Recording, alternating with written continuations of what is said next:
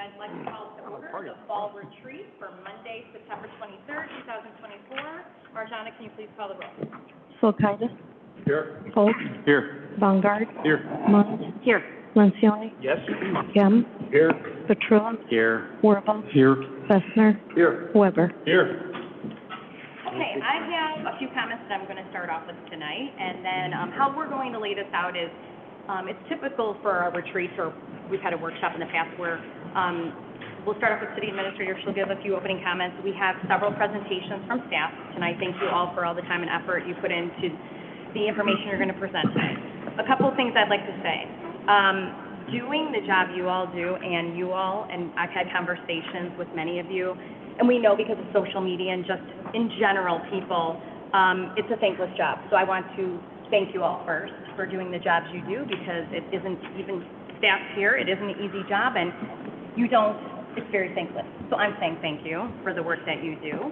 I know it's easy to look at the work we do and want more and more and more, but I do want to give this staff and this council credit for, since the strategic plan you'll hear tonight, you should feel good, and we should be appreciative of all the work that our staff has done, you all have done to make St. Charles the place it is. We're in the fall, and I will say this because it's often referred to as silly season. So from here and basically essentially for the end of the year, we all know it's hard to get a lot of big work done, but I do want to credit the council for the big work that you have been doing and the staff has done over the past 2 years. And I'm going to keep reiterating that because we should be happy and feel good about the work we do, regardless of sometimes how it feels in the jobs we do. We're going to focus today on mostly strategic plan updates. I know staff will, when it gets into economic development and financial updates, we'll give a little bit about what's ahead in regards to vision, but most of it will be updates, and you all can take those back to residents, obviously, and use them at your will. It's a good way. This presentation is a very good presentation to present if you're out. My few opening comments are, I will state, just a few things about how I feel about the vision that we've all created. I know that when we go through strategic planning process, and City Administrator McGuire will talk about what a strategic plan is.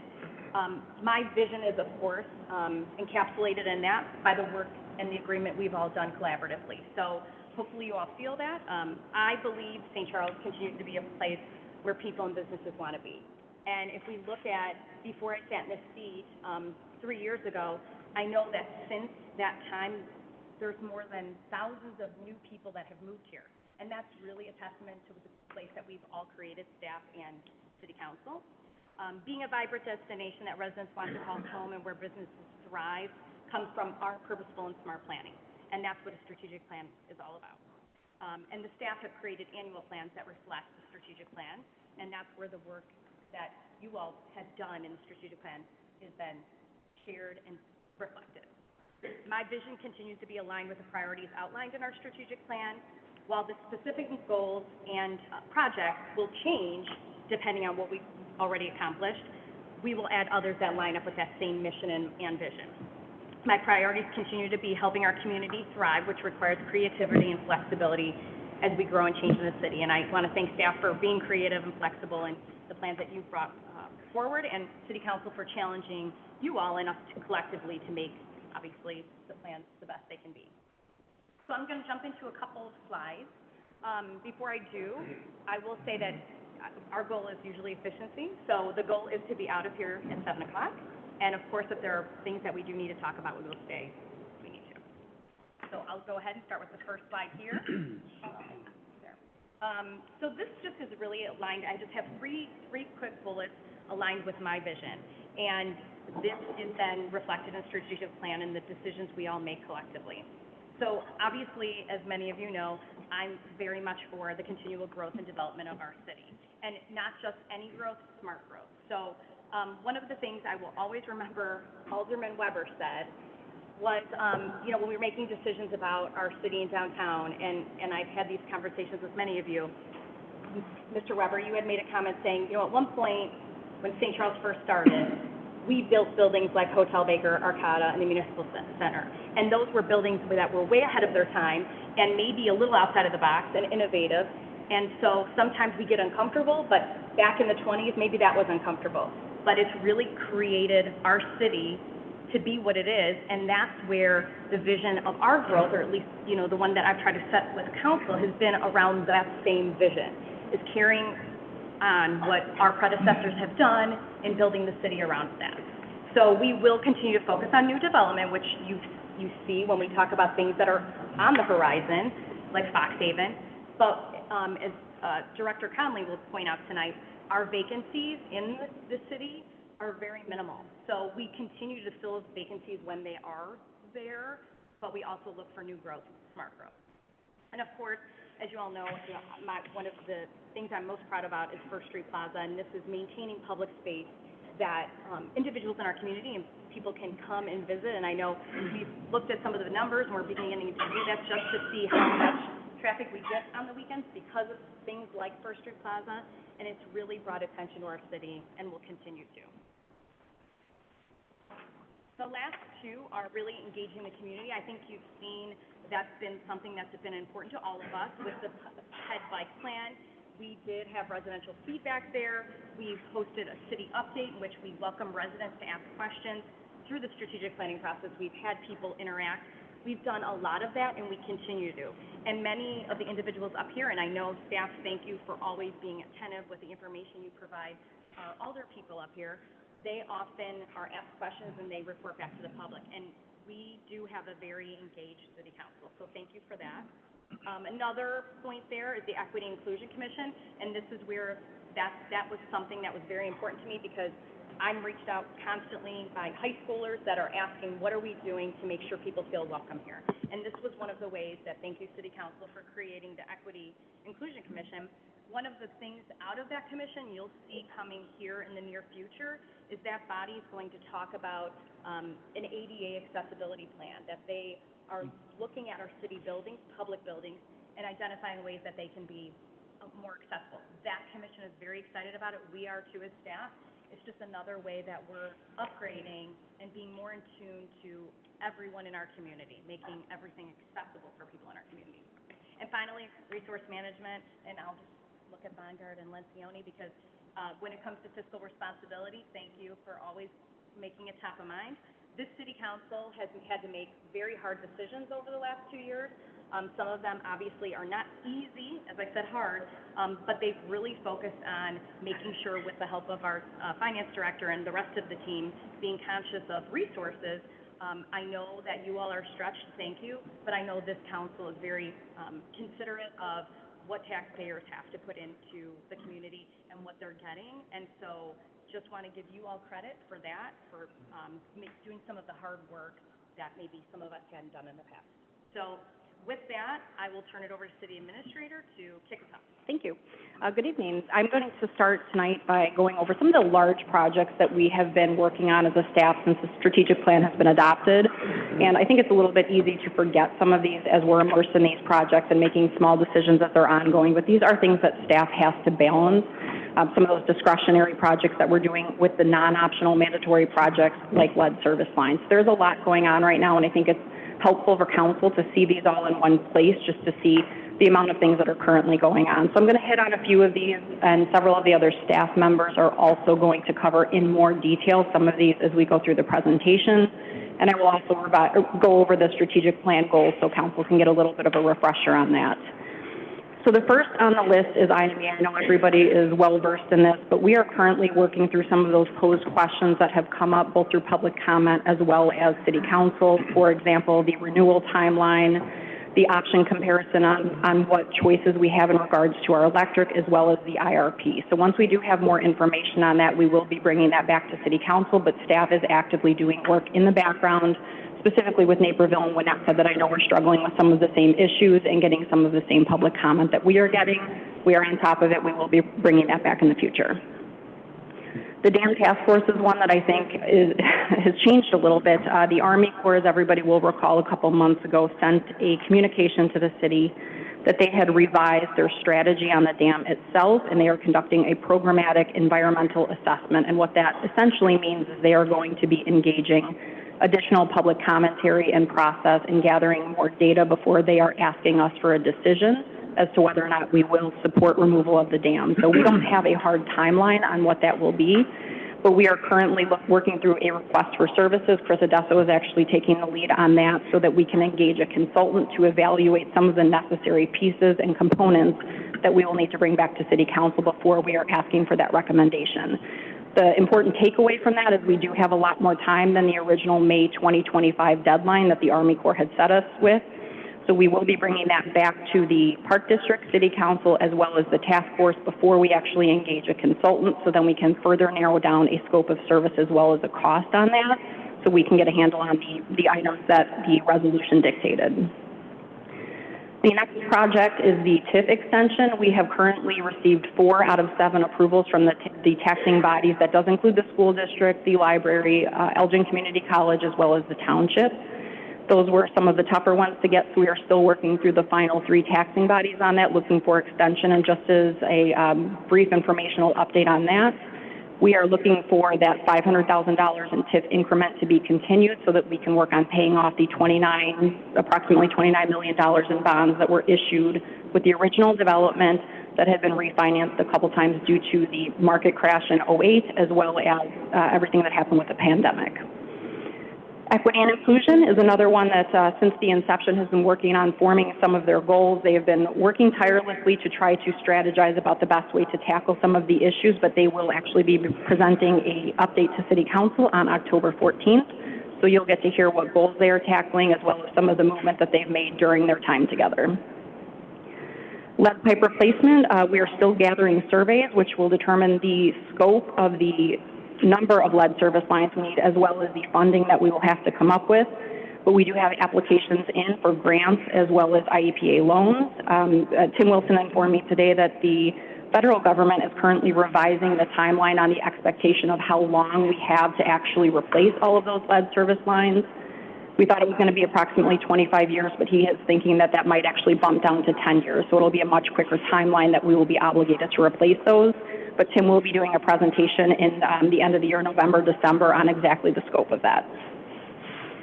The pedestrian plan, the bike plan, is currently implementing many of those projects that were outlined in our consultant report. Public Works will cover that a little bit more, including all of the new stamping on the ground that we are seeing percolate throughout the city. Just a quick note on that as well. I know that we received some emails today from a couple of residents that were in that original bike committee looking at specific stretches of sidewalks they are looking for us to implement. But I just want to remind everybody that we do have a comprehensive list of projects that we need to tackle, and that's something that we need to revisit every year with council during budget preparation to make sure that we are prioritizing those projects and not just trying to tackle them piecemeal. And then as far as the development side, I'm not going to touch too much on those because I think Derek's going to cover most of those in his presentation, but I do just want to touch on the First Street Plaza. We are now just about completely wrapped up with that. The Pheasant Run demolition, that is almost complete. The receiver will be going to get their final certificate issued on October 4th, at which point they will be discharged. And the owners, eightfold, will have to essentially buy those certificates or risk that property goes into foreclosure. But from our point of view, that will be wrapped up from the demolition side, and we'll be looking for a developer to purchase that. All right, back to the strategic plan. So just as a quick overview, if everybody recalls what a strategic plan is, the city's vision for the immediate future. Usually that is a short window somewhere between 3 and 5 years. Ours was adopted in January 23 for a 5-year cycle. For the last half of 2022, we engaged the public, staff, city council, and various workshops. Those were designed to develop policy goals and objectives to guide the staff in budgeting and project management through the next several fiscal years. Our previous strategic plan was adopted in January 2016 as a 2015 update to the city's previous strategic plan. A similar SWOT analysis was conducted, but the goals that were outlined in that strategic plan were less vision-based and fewer vision-based goals and directives, and that copy of the plan is available. We will deliver both that plan, the existing strategic plan, as well as the PowerPoint from tonight to City Council at the culmination of this workshop. A strategic plan, generally speaking, and I think this one in particular, did a really great job of giving council and the mayor an opportunity to direct staff for us to be able to carry out your vision.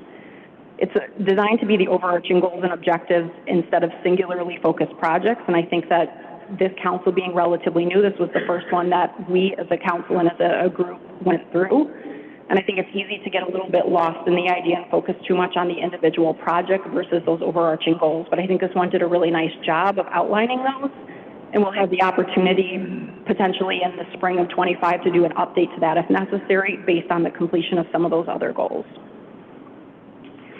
The vision-driven objectives that were created in that plan allow staff the necessary time and direction to implement those projects into the budget. That's a crucial piece, just because as we present budget options for the council in the spring, we have to know what vision and goals the council wants to carry out. Each of those things takes a little bit of time to do, and that's why the strategic plan is so important for guiding the city's direction. And if everybody hasn't reviewed the strategic plan recently, we had 4 priorities that came out of that strategic plan. They are balanced and thoughtful development, community engagement, organizational resiliency, and financial wellness. I'll go over the 4 strategic goals that we have in here and just to give everybody a summary of what those contained. However, each director is going to actually speak on how they and their individual departments have worked over the last year and a half to actually implement some of these goals and where we have met some of those goals. The first priority, which was balanced and thoughtful development, is supporting economic growth that respects our unique character and contributes to a diverse economy by facilitating developments that enhance the community's quality of life. This focuses on items like building codes, land use, accessibility, and parking. The second strategic priority of community engagement is to improve the community's experiences with the city through engaging methods of communication to enhance accessibility, increase awareness, and encourage discussion.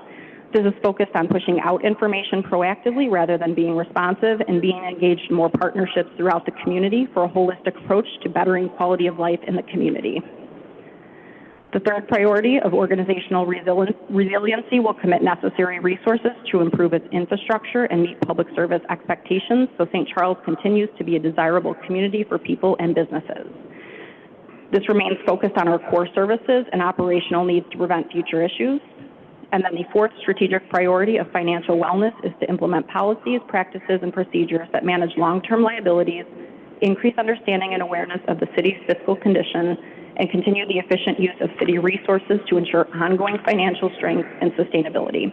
And this goal is really focused on sound financial and fiscal management. So as each director gets up here to explain how they work to implement these strategic initiatives, council will have a better understanding of how the strategic plan actually takes shape and how those vision elements are guided into what we actually accomplish as a staff. Because this is a living document, staff believes that this was a good base for future strategic plans in a way that we really have not yet had as a city, and an update in May will be appropriate so we can continue to excel and make sure that the council remains vision-focused and staff carries out those directives.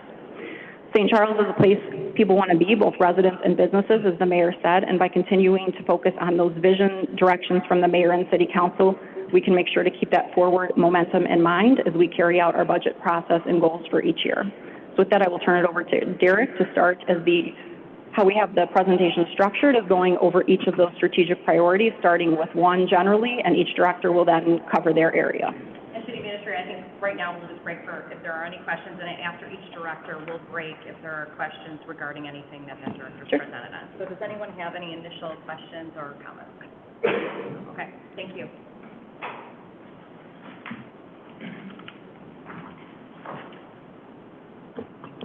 Good evening, Derek Conley, Economic Development Director.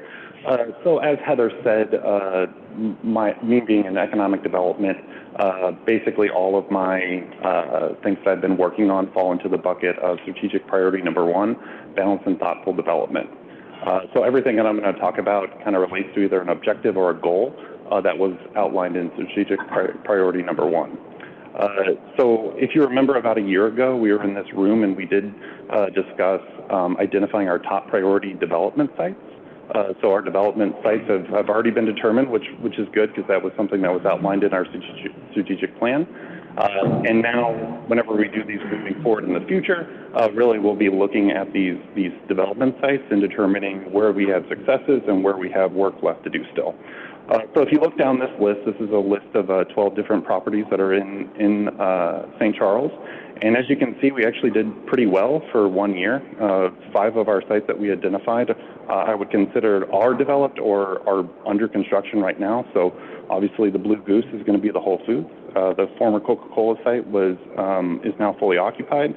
The 7 acres on the east side next to the Jewel, that will be Fox Haven Square. The former Chili's will be the Chick-fil-A, and then Indiana Place, which was the lamp factory, is now under development for apartments. Pheasant Run, Prairie Center, those are partially complete. Those are multi-year projects, and we're actually going to cover many of the ones that are on this list a little bit later, kind of in the round 2 of this when we go through economic development project updates. Another one of the goals that was outlined in the new strategic plan was creating a retention visit program or a business visit program. So this is something that is commonly done by a lot of municipalities that have economic development staff. Prior to me being here, there really wasn't economic development staff, so this wasn't occurring. So when I came on board, this is something that I wanted to prioritize. The strategic plan calls for us to do 24 visits annually. I want to be clear that I talk to a lot more businesses annually than 24, but these are just formal visits where we set up times with CEOs or business heads and talk with them and have an in-depth conversation about what their challenges are, what their successes are. This is a list of all the businesses that we visited this year. On the left-hand side, you will see that those are all industrial businesses. We wanted to target these businesses because we really don't have much of a relationship with them. A lot of people focus on our downtown, our hospitality, our restaurants, things like that, but these really are businesses that drive our local economy. And we do have a lot of fascinating industrial businesses that have good jobs and are producing a lot of really interesting products that are honestly international. On the left-hand side, we did meet with some other businesses that aren't in the industrial sector, but we thought were important just to kind of keep tabs on what's going on with the rest of the community. As far as reporting back to City Council on all these visits, in Heather's update that we give every Friday, it outlines kind of what happened in all these meetings and what the key takeaways were. And Derek, can you please explain, like, traditionally how those visits are with the Alliance and staff and, Yeah, so we do partner with the Alliance on this, so it actually takes a lot of time to set up all these visits, you know, getting it on the books, getting them convinced of that they should do it. And then usually when we go to the business, they like to give us a tour. So usually it lasts for about a 45-minute tour, sit down in the conference room, and they basically tell us what their plans are. And we also want to know what their challenges are. Is there anything that the city can do differently? I think overall the feedback that we got was very positive. We have a lot of businesses that are doing really, really well. A lot of them talked about future expansion plans here in the upcoming years, and a lot of them said that they already have the property under control right next to them. So that when they're ready to make that expansion, they can do that. And some of them are honestly already under construction right now. We just completed one earlier this year, Tiger Dry Lac. Good. Oh, sorry. Sorry to interrupt. I'm just curious, because we've talked about this before, how do you collect the information? Is it just, and you're using it obviously, but just curious how you collect it. Is it like a spreadsheet or something? Yeah, we have a spreadsheet. So basically we have a Google Doc that we share with the Business Alliance. They put in their notes, I put in my notes, and then we created the document that we sent out last week, which is just a synopsis of all of the retention visits that we did. Do you think there's opportunity there to enhance that, or maybe get as one of the other things on your slide, Heather, was the utility software, right? Is there a software, maybe some other, better way to do that? So there are other municipalities that have people on their staff that are solely for retention visits. So when I worked in Aurora, there was a retention visit specialist, and she would do 75 retention visits per year, and there was a program that she utilized where all that data was automatically put in, and then I believe it was actually given to Comcast because they want that data about businesses expanding and things like that. So that does exist. Thing is that retention visits, they are more time consuming than you would think. It takes a lot of time to set it up, to do the meeting, and then it turns into projects. They have challenges, they want you to follow up with them, and that's important. So doing 24, honestly, for a staff of one, of course we have help from the Business Alliance, is time consuming. It's a lot. Are you referring to that strategist software? I think ComEd has that. Is that Yeah, what I you're talking think. about? Okay. Yeah. And one of the key takeaways from these site visits too is to just check in with the businesses, find out how they're doing, and find out if there are any issues that we can address. So not to say a spreadsheet would not be, or software wouldn't be relevant in that, but a lot of the times it's that human connection element that gives us the opportunity to modify our practices to be more responsive to these businesses.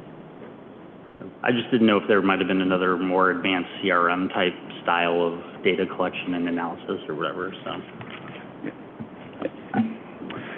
Next, real estate and broker engagement. Want to be sure to have good relations with all our brokers and real estate professionals because they really are the ones actually talking to the businesses and doing deals. So, of course, have constant contact with them throughout the year, but also to have some engagement events. So just a list here of some of the broker events that we've already had, and we actually have one upcoming this week. And actually, we're also inviting the hotels to that because that is a big part of our local economy as well. New economic development website. So of course, we're rolling out our new website for the entire city here, and there's actually a completely new separate economic development website because it does have a little bit of a different feel, essentially because economic development, you're kind of selling the community. You want to be a little bit more intriguing. It's not just about providing services. This isn't saying much because our Think St. Charles page was really outdated, but I'm really proud of the new website, and it does have a lot of really cool features that I think people like. One is available property search, so now you can go on our website and you can look up properties that are available for sale or for lease. New data center page, which is we worked with IS and our GIS department basically to provide up-to-date data that a lot of businesses or developers are going to be looking for. New business or new development or new business inquiries. So now instead of picking up the phone or sending an email, you can go on our website and fill out a form to basically inquire about properties that are available or any questions that you have about development. New development news articles. So this is something that we're going to be partnering with our communications department and the Business Alliance, just having more up-to-date information about new businesses that are coming into town. They'll be posted, of course, on the website, but then also put on social media as well. Business improvement grants. This, of course, is something that we've been doing for a while. I'm actually going to go in more depth in this on the second part of the presentation, but we did award 12 business improvement grants over the past 2 years, which is great. A lot of them focused in our downtown. Update policies. For the strategic plan, we were supposed to look at a lot of our policies periodically and see if there's any updates that are needed, as well as new policies that we need to implement. Outdoor dining fees. Last year we did increase the fees for outdoor dining, and that is something that we'll probably be looking at again this year. First Street program policy, so how we utilize our First Street Plaza for programs or events. That's again something that we've already implemented, but are probably going to have to look at again. Building improvement grant, again, that's something that I'm going to cover in the second part of my presentation, what that grant is and what we're looking to do for it. Complete a comprehensive downtown parking plan. This was a pretty big project that took a while, and happy we did it. We did get a lot of great data from this and engaged with the public. We learned a lot. Came up with a number of priorities that we would like to implement over the next 5 years or so. One of those we've already completed, which is the shared parking agreement with the library that is in full force and being utilized. Upcoming next, we've started this. We haven't gotten too far along, but we do want to do the updated signage plan, and we are looking at the parking deck counter system. Those seem to be the three things that people thought would be the most impactful and the ones worth tackling first. Other objectives to address: one, create a developer satisfaction survey. So we do want to hear back from our developers that we're working with, what we do well, what we could do better at. And that's something that honestly is far along and something that will be implemented hopefully by the end of the year. And then at some point, probably in the next year, we would like to relook at the economic development incentive policy as another policy that we just want to update. And with that, that is my last item. And next we have community development. Does anyone have any questions for Derek? Ed. One, in regards to the library, a shared agreement, has that worked out pretty well, just logistically for the library and, you know, cars overnight and all that? Yeah, the library doesn't have any concerns. They haven't had any issues that they Good. brought to us, and we do know that I have been out there and I have noticed that there are cars that are parking there and communicating to the businesses. They're still trying to convince all their employees to go there. Sure. Hopefully in time, it'll be more utilized. I'm sorry, one more. The business improvement grants, is 6 the number then every year? Is that, are we finding anyone? Typically, we give away 5 a year. It's Okay. been 5 for $10,000, but we did do a couple that were less than $10,000, allowing for more funds. Gotcha. And then if you remember, we did a budget ad for the office and for Maple Leaf. Okay. So we did budget ads so we could accommodate them. Thank you very much. Anyone else? Yes, Brian. Sorry, Darren. Sorry. Is there a plan, remind us, is there a plan after outdoor dining season to do a recap on how it went, recommendations for next year? And when can we expect that? Yeah, absolutely. Probably sometime in November. There were some things that popped up on the First Street Plaza as far as how they were being utilized that we haven't heard complaints about, but that's something that should be baked into our plan moving forward. You know, so like one example was some of the restaurants, they put kind of like what are couches out there instead of tables, and people are utilizing them, and we haven't gotten any complaints about it, but that's not something that was exactly thought of when we first put in the plan. Okay. Anyone? Thank you. No? Thanks, Darren. Good evening. I will be continuing on under the balanced and thoughtful development category and highlighting some of the strategic goals that relate to community development. The first being promoting and encouraging development of diverse and quality housing options to ensure that all can live in the community. This is obviously a pretty broad goal, and it's an ongoing goal for the city, but I did want to highlight the mix of projects that we have ongoing. It includes rental and owner-occupied projects. It includes multifamily projects in different locations, different styles of development, townhomes, and also 2-unit duplex units at the Charlestown Lakes project, and single-family home projects as well. So it really is a variety of different types of units that are being under construction right now. And many of these are located on the east side of town, which has not seen a lot of new development, residential development in some time. And we also recognize that there's gaps in the new housing that's being provided, and these create opportunities for us to target new projects. A few of those I've listed here: downtown infill projects that could provide residential units, senior projects. We don't have any ongoing senior residential projects, or affordable projects that are non-senior. They typically have seen more interest in senior projects, but there's also an interest from the affordable housing standpoint to have affordable projects for families. Another strategic objective to highlight, evaluating policies and codes to improve efficiency and impacts to community stakeholders. And these usually come in the form of code amendments. So a few I wanted to highlight. We made some changes to the code to simplify the system for development fees. We expanded the temporary occupancy process to better assist businesses with timing for opening after construction. We also have brought forward miscellaneous zoning and other code amendments to respond to community and business issues as they arise. We also have some forthcoming updates to the subdivision code and the property maintenance code. I also wanted to highlight some changes that we've been making regarding the code enforcement function at the city. We've been looking at ways to expand the code enforcement operations and plan for some enhancements to how code enforcement works so that we're a little more proactive and not just reacting complaint-based as we have been in the past. So there will be some forthcoming code updates to improve the effectiveness of our existing code requirements in terms of making the existing codes we have already in place more easy to enforce, and also laying the groundwork for some new initiatives and programs for consideration.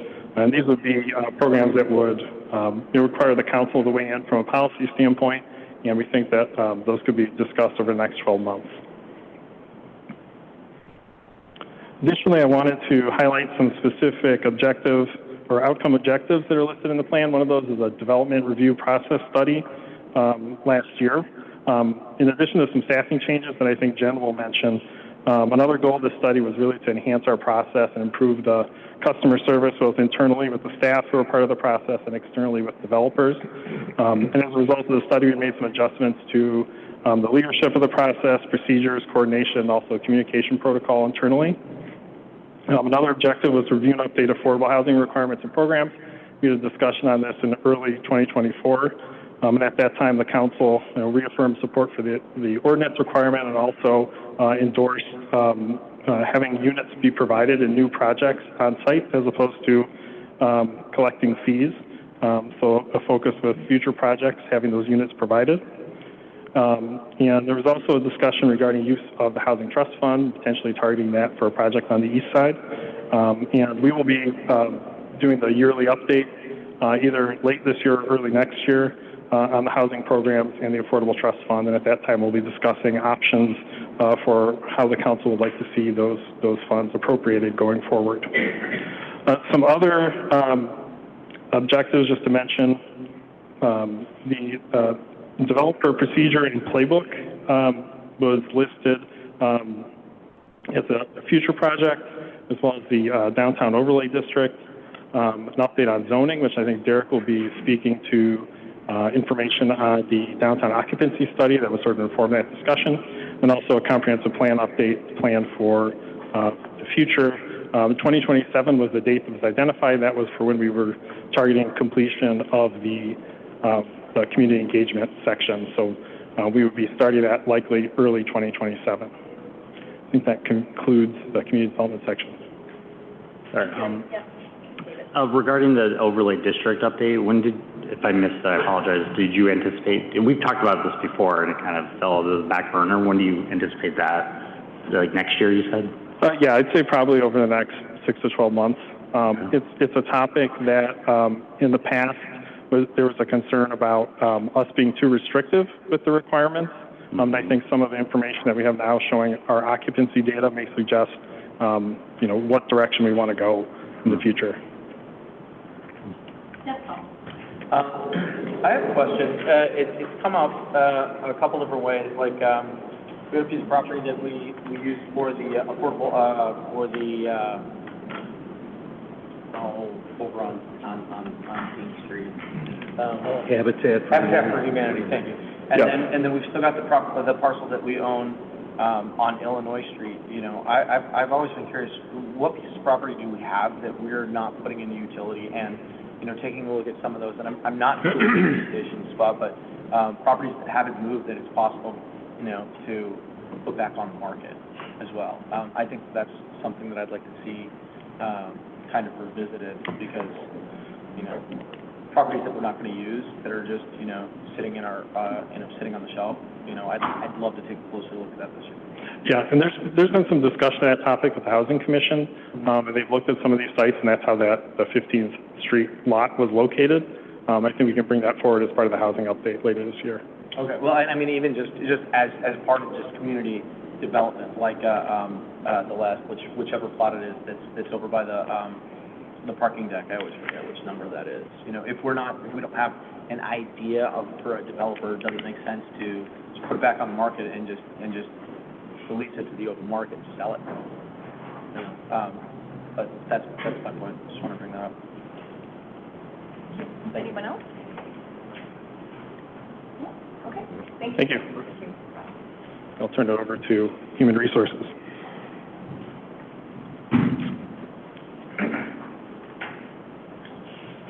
Didn't realize I was up. So Human Resources, you all know, is a support department. So what our job is to provide that support to all of these departments as they're achieving these strategic plan priorities. And so our goal is to attract and retain the top talent, but also hold them accountable to the performance standards that you all set so we can accomplish these strategic plans. So the first one is, Russ touched on this, we hired a consultant to do a study with community development, economic development, public works, and some of that resulted in some staffing changes and reconfigurations, and so we helped implement it, and it was like a 3-phase kind of implementation for staffing, and HR played a role in that. strategic planning, strategic priority number 2, community engagement, the digital tools. Unexpectedly, we had some exit of staff members, and I was really proud of Susan Kemp, who stepped up to basically handle the licensing, but also is now contributing to how to improve that process as they implement a digital platform, and that should help our customers that are businesses and have to get licensing. So we didn't expect to be part of that, but we jumped in and was a part of that. Strategic priority number 2, community engagement, looking at enhancing the community platforms. Again, a focus on attracting those top talent into the municipal field into St. Charles. We worked on producing a series of some recruitment videos, and what I like about these is it has employee testimonies, and then so if you haven't had a chance to look at them, I would encourage you to do that, and we're using those in various ways to engage the public. We've also worked with the IS department to update the jobs page on the new website, so we make sure that those job openings are featured really prominently and that it's easy for people to apply for those jobs. Strategic priority number 2, community engagement. Looking at the interpersonal training opportunities for city employees. We worked a lot on this. We hosted de-escalation training earlier, and this was interactive. This is a company that focuses on how to de-escalate, and their focus is in the public sector. So you have people coming in and engaging with our employees, and sometimes they're upset about things. And how can we have our employees help de-escalate that and solve those problems? And part of what came out of that is sometimes people that are coming in may have some mental health challenges. So I got my certification in mental health first aid. So think of like CPR for mental health, and going to share that training with other employees in the upcoming year. And some of the HR staff has expressed interest in getting that as well. Last year, under Heather's direction, we launched leadership training and team building for our department directors and deputies and assistants. That was really focused on emotional intelligence and building team. This year, next week, we're going to expand that to non-union supervisors and managers, again, focused on that team building and that connection.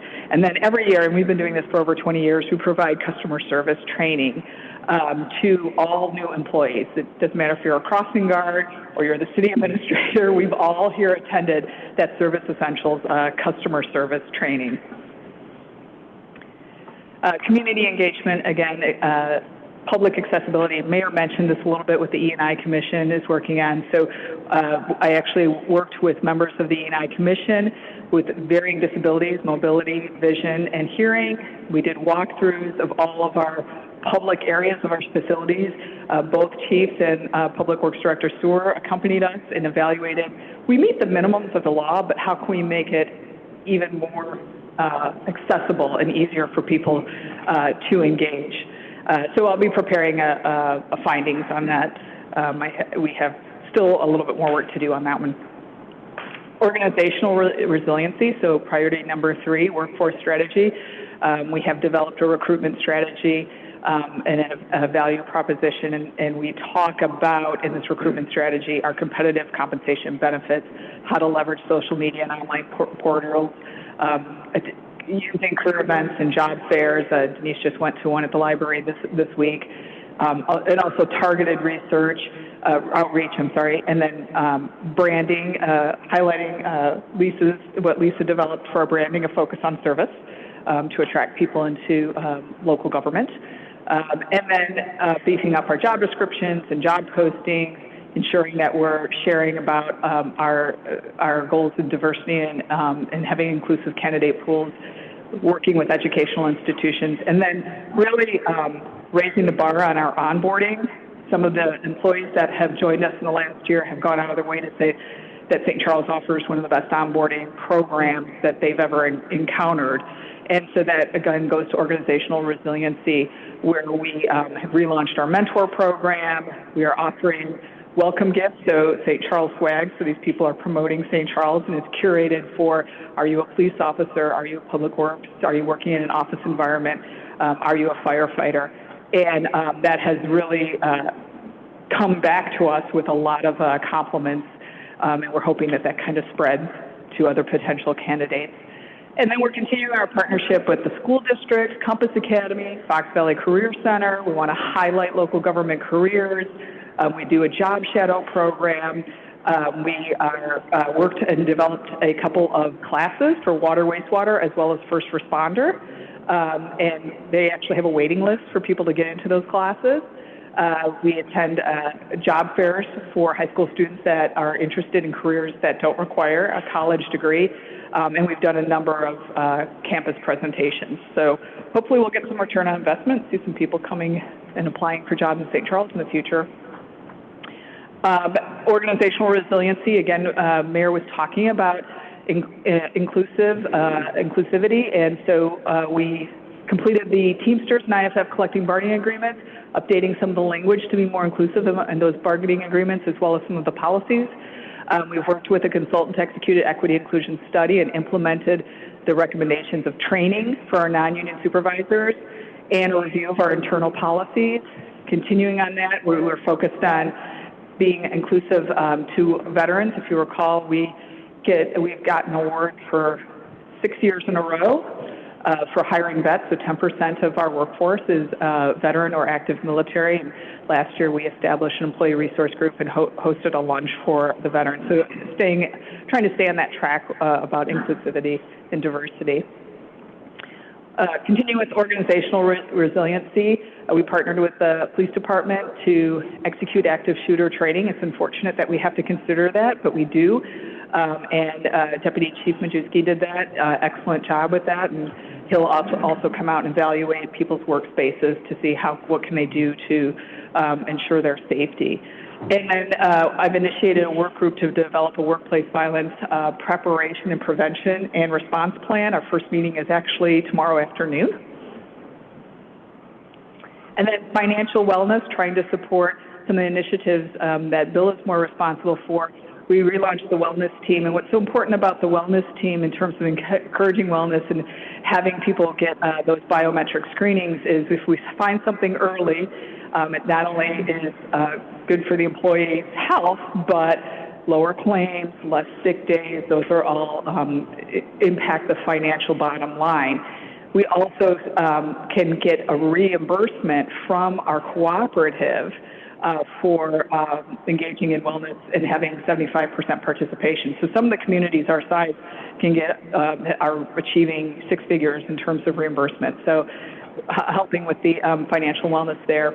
On the workers' comp side, we're also part of a pool, and we've received a safety grant for the fourth consecutive year. That amount keeps going up as long as we have low claims. And then we've implemented policies and procedures to help actively manage public safety duty disability claims. So we had two duty disability claims that have gone on for a couple of years and ended just recently, and we're taking a look at how can we manage that more efficiently and achieve some cost savings just through better management of those. Those don't happen very often, so we don't have a chance to learn from them, and that's a good thing. We don't want that happening. Okay. Does anyone have any questions? Great job. Thank you very much.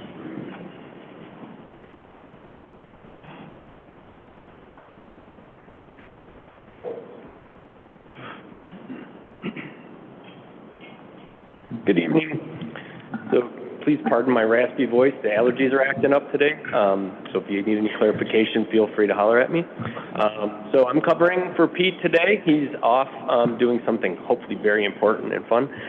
But I'm going to talk to you about strategic priority number 3 and how Public Works has contributed to organizational resiliency. One of my favorite topics, bicycle and pedestrian plan. I think everybody in this room has at one point either communicated with me or someone in Public Works about how important this is to them, their constituents, their friends, and their community members. So we've really been happy to implement some of those things.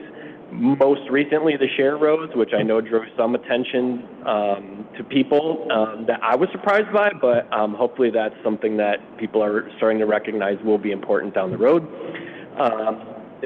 That project will also include wayfinding, connectivity projects to other communities and regional bike paths, and then another big topic, the Illinois Avenue pedestrian crossing. So just on that topic, I did get a little update from Chris on that. Excuse me. And he had mentioned that he felt they were making great progress with Civil Tech, our consultant, in developing some concepts for that. So we're well on our way with that piece. Again, the mayor's first street plaza completed. I personally was happy to work on that, and every day when I drive by it, I'm really thrilled to see it and be able to say that I contributed to it. But that public-private partnership has obviously been successful by the amount of people you see down there every day, the amount of garbage and trash we're picking up out of the trash cans, things like that. It is definitely being used. And then our 2024 street program, which is an impressive 3 times the amount that we've done historically. So $7.5 million done in one single year in road construction, with nearly 13 miles reconstructed.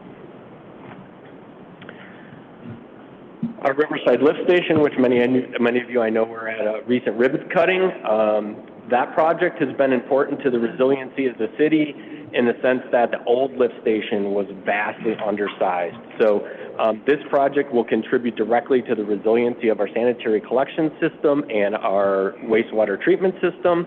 We're really proud to have that done, and I just want to mention really quickly that we actually had some people reach out from past employees of the city, Chris Minnick in particular, reach out to several of us and congratulate the city on completing that project. So I just think that's a really good example of how important it is to the city of St. Charles that other folks are recognizing it.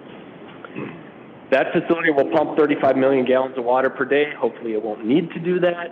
And it'll include a nice and improved public space near the Jones Law office with restrooms, which is excellent. Electric substation number 3, which is just to the south of us, or north of us here, excuse me. That equipment has recently been replaced. It hasn't been replaced since 1983, so we're really looking forward to some continued reliability and adding another substation transformer to that substation. And Public Works' participation in the Fox River Dam Task Force. Currently, right now, as City Administrator McGuire had mentioned, we're working on some professional services documents so that we can get engaged with a consultant and work towards getting some answers for those folks on the dam task force. This room here, the council chambers renovations, was up for a new audio and visual system remodel, improved ADA accessibility, and audio and video, IT, things like that. Hopefully that will lead to better in-person and online participation in our public meetings, and we anticipate that project to start just after the holidays this year. So a little bit about our update for capital plans, programs, and policies. Recently, we've finished, as actually part of the Bike and Ped Plan, adopted a road maintenance policy and a complete streets policy. So the complete streets policy is really important, not only to the Bike and Ped Plan, but also to how it gives guidance to engineers for developers and our engineers on how they should be designing the streets, the things they should be considering, and opens us up for a lot of grant funding. So we're really excited to have that, and thank you to the council for getting that approved. Coming up on finishing up our street rating program. I know this says completed, but this is all kind of wrapping up as we speak. So we're using that information to plan better for which streets we'll be reconstructing. Water, sewer, and electric utility master plan. So a couple things about the water and sewer plan. We're actually updating those early. Some of you may remember those on a 10-year cycle, but we've done so much to the systems that we felt compelled to have them updated just a touch early to give us that idea of what to look for in the future with all those added improvements. The electric utility master plan hasn't been updated in almost 20 years, so we're really excited about getting that done, and that should outline some future improvements, capital projects, and also some suggestions about rates and things like that that we can consider. I don't think there's anything new on this page, but I do want to take a moment just to highlight some of the things that we have coming up that will contribute to this strategic priority. Number one, as many of you are familiar with the lead service line replacement program, we've worked on getting 2 new roofs at 2 new fire stations, so that's going forward. The sidewalk gap program, which is a new program that was introduced into our budget last year, we're working on. The Indiana pedestrian bridge replacement study. So recently that was presented to government services, and our consultants are getting started on that to understand what our options may be there. The Red Gate Bridge railing in replacement study, again, another consultant has recently been approved to look at how we can maintain and replace those aging railings on the bridge. Couts Road construction, which is a big project that will take Couts Road to a truck route from 64 to 38. It's a partnership with Geneva, and it's funded partially by several different types of grants, but it's more than, I think, 70% funded by grants. So I'd have to double check that, but it's a very, in our minds, a very constructive and important project to get that truck route done with our partners to the south of us. It should also help contribute to community and economic development on that leg of Couts Road where there's a lot of industrial stuff. Eastern Drainage Main Replacement, we continue to work forward on that, which is a large interceptor sewer replacement, basically from Couts Road all the way to the treatment plant. However, we're only working on the first phase now, which is designed for that interceptor sewer from Couts Road essentially to Tyler. We're doing some repairs on the clarifiers at the main plant, which what those clarifiers do is just take the effluent that we're about to discharge to the river and just kind of polish them up and clean them up, which those are aging, and we have one out of service, so we're looking forward to that. And one of my favorite ones, and our work order asset management software program. So Councilperson Weber asked if we would be giving an update on that, and I'm happy to report that yes, we will be doing that, and but it has been moving forward. So we are, this is probably a project 25 years in the making. We've been wanting to implement a work order asset management software program that will allow us to track maintenance programs, identify where our assets are, what their value is, how we can depreciate them, as well as, and maybe more importantly, have a more efficient and effective way of dealing with our customers and tracking that information. So we're really excited about that, and it's getting together very quickly, actually. And our partners in the Information Systems Department have been working alongside with me on that, and we're really happy with the progress there. So one final thing on this slide, the Dunham Road traffic and bike pedestrian improvement. So recently we became aware that there's some several actually cycle and pedestrian issues surrounding East High School, including Kirk Road, Dunham Road, and some other things. So we're looking at applying for an ITEP grant to hire a consultant to take a broad look at all of those roadways and how they interact together, including Foxfield. So we're excited about that because we think that it will, one, possibly improve some congestion on 64 as you're turning onto Dunham, but also solve some of these reoccurring issues that a lot of you all are seeing and we're seeing with residents in the area having trouble getting to school or walking down the sidewalks or getting to Main Street and then getting stuck at Main Street and things like that. So we're working on that now, and we're really excited. We're hoping that we get the grant and we can move forward with looking at a little bit higher level. That's more of a 35,000-foot level project. So with that, unless anybody has any questions, I'm going to turn it over to Jim. I think we do have a couple questions. Yeah, great. Amy. I'm ready. I have a couple of them. With the sidewalk gap program, is there a priority list that is created for that? I know you said it's new, so I didn't know if there was already some identified sites or how that's set up so far. There's not a priority list that has been created right now. So that I believe in the budget is $100,000 for that, and we've been I don't think we've used those dollars yet that we were thinking in the spring we're going to come to getting around to actually putting in place projects for that. So if anybody has ideas, that would be great. Also, there's a couple of things that we're working on related to those gaps that we know are more maintenance related. So large sections of replacements that are maybe not missing but are in extreme disrepair. Some assets we didn't know we had that we thought were others and things like that. So I guess that's my question is like, how are you going to prioritize those? Do you have do you have a plan yet on how you're going to figure out what is going to get addressed with that $100,000 and we have not created a plan yet on how we're going to execute that. Okay. And with the Couts truck route, Is that intended to help alleviate some of the truck traffic, or is that just to give them some alternate, ease way into where all the new,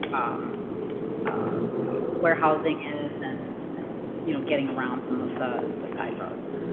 Yes, to all of those. Also, it's part of a larger regional project. So that truck route is being expanded from 64 actually all the way to Fabian Parkway eventually. So right now, this is the first phase, and it's being expanded from 64 to 38 through Geneva. So yes to all those questions, but also improvements to the regional trucking, which hopefully will alleviate giving trucks other options other than 31 and 25 through the Fox Valleys and getting to Randall. So yes, to all those. That helps. And then I was curious, and I should probably remember this, but I don't. From the Complete Streets policy, does that include like zero vision plan in there, where with trying to increase the pedestrian safety in there? I know zero vision is something that a lot of the grants ask for, making sure that there are no pedestrian or cyclist deaths. And having that as part of your design plans, is that something that is worked into our Complete Streets plan?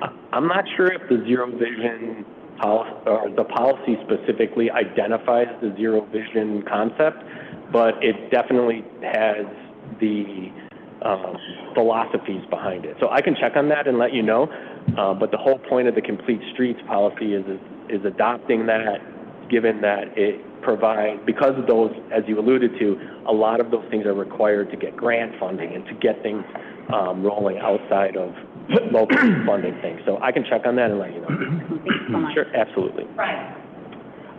You brought up the dam task force. Yes, sir. Can you talk a little bit more about where we are in the process with the consultant? That's obviously a tough one of, finding the right team, the right people. So can you just spend a couple of minutes talking about where we're at in that? Yep, absolutely. So what we've done so far is we've compiled all of the questions that came from the dam task force, and we've identified, had some discussions internally and meetings internally about an approach to solicit for professional services. So right now we're pulling together a document that will identify a scope of services that is needed to answer all those questions and provide consulting and guidance to the task force. And right now I actually have the draft document with Miranda Holloway, who's our purchasing manager, for review, so that she can look at some of the front-end language and things and make sure we're headed on the right direction. And then next steps would be to get that out on the street and get responses from consultants. And I'm going to jump in just a second, Ryan, is that part of the original strategy was to engage a consultant to answer those questions, but part of our internal meetings were first finding somebody competent and qualified to actually evaluate some of those pieces, and then creating a scope of services after we identify that consultant. So rather than creating that scope on the front end, creating the scope on the back end after we actually have a consultant in place, and that will involve engaging both the city council and the park district to have that contribution of that shared cost mechanism in there, and then engaging the task force on distilling down and vetting that actual scope of services. So at that point, then they can really go out and we can figure out how many dollars we want to attribute to that project, so that we don't, end up with just an endless project. That's awesome. I mean, I think for three of us who are up here and talking, as a group, obviously one of the concerns of this is a big ask. It's a big task, and being put on Public Works and partnering partners, just being appreciative of this is a big one. So all that's great to hear. Do you have a time frame that you think right now, 90 days, 100 days, 6 months, of how much further we have to go before this is kind of off of our plate and to the consultant, to, a subject matter expert? Yeah, so given the broad spectrum of the questions, it was difficult to identify a single consultant that could provide all of those answers. So the strategy that we're going to be taking is issuing a professional services inquiry, trying to identify a firm or a team of firms that can answer all of those questions and provide all of that information, because there's economic questions, there's recreational questions, there's questions in regard to the water quality and contaminants. So that's not going to be one single consultant. Sure. And so what we've done is we've essentially kind of approached it as, let's see who's out there and is going to be interested and can actually do that work. And we plan on getting that out, I'm hoping, in the next 2 weeks. And then we're going to give 2 to 4 weeks, depending on kind of what the calendar looks like, for people to respond, and then we may have a better idea of the actual timing to get the information. But unless you have anything to add. No, I think that's about the timeline. I was thinking about 60 days as well to bring it back to both City Council, Park District, and Task Force to evaluate that scope of services is the idea. And then once that scope is narrowed down, letting the consultant go, and that will, depending on what information they need, they may need to gather some of that data through spring, through different seasons of the weather, just to get all the environmental pieces in place. So we'll look for their direction on what kind of timeline they will need, and we can choose to say, okay, no, we're not going to extend this out a year. We only want to evaluate this for these 3 months currently, but that City Council, Park District, and the task force have some control over that, so it's, like I said, just not going off in perpetuity. Okay. Thank you. Okay, Mark, and then we'll go to Ron. We'll just go around and go back. Looking at the Red Gate Bridge and the railing and replacing that, was there any thoughts about increasing visibility on the bridge in terms of lighting? And I just bring that up with so many young drivers using that as a pathway to get to both schools and the friends' houses now, and how it twists and turns. Is there anything to improve visibility with that as well? Has that ever been brought up? Has it been a concern? That's the first time I've ever heard of any lighting concerns about Red Gate and the Red Gate Bridge, other than the opposite concern about, I mean, I wasn't on staff at the time, but when a Red Gate Bridge was actually being designed, one of the concerns was there would be too much lighting and there would be, an impact to the residents by having lighting. So it was intentionally designed to be more subdued, but still meet the standards. Some of you all may remember that better than me, but that's the only thing I really have on that. Thank you. Thank you. This dam study, is that going to also consider a condition of the dam or not? So we're going to formulate it so that the consultant will essentially do anything we direct them to do. So part of what we're asking them to provide is someone that has on the team the skills to do a structural analysis of the dam. However, I can tell you, after reviewing the last inspection and being involved in several ocular inspections over the last few years, the dam is not in danger of imminently failing in the next 12 months or anything like that. It's still just not. In good shape. It's still in pretty good shape. Right? Yeah, it's still in pretty good shape according to DNR. When we called them last year, and I don't know if you remember, 2 years ago the water got a little low and you could see that horizontal crack real well, and we called DNR and asked them to check it out, and they basically came out, looked at it, and said that's been there for years. The dam status has been unchanged since the 2007 inspection. Don't worry about it. Okay. Thank you. You're welcome. We'll go to, Okay. No, go ahead. Thank you, Chris. In regards to the Dunham and Route 64, are we also going to be engaging with like KDOT and IDOT? Anything we can do to help, anything we can do up here to obviously help accelerate that? With all the new development that's going on over there, there's just going to be just a lot more people crossing the road. I mean, I personally know of a child that was hit by a car and was injured very badly about a block south of that intersection trying to cross Dunham. So personally, it's important to me to help out in any way. So great question, actually. So Dunham Road was recently jurisdictionally transferred to the city of St. Charles from KDOT. I don't know if some of you may recall that was a few years ago. So now the city has complete control of Dunham Road, which is great. Kirk Road, we have mostly maintenance agreement with KDOT on the section that we're studying at, but we will definitely be partnering with them and involving them.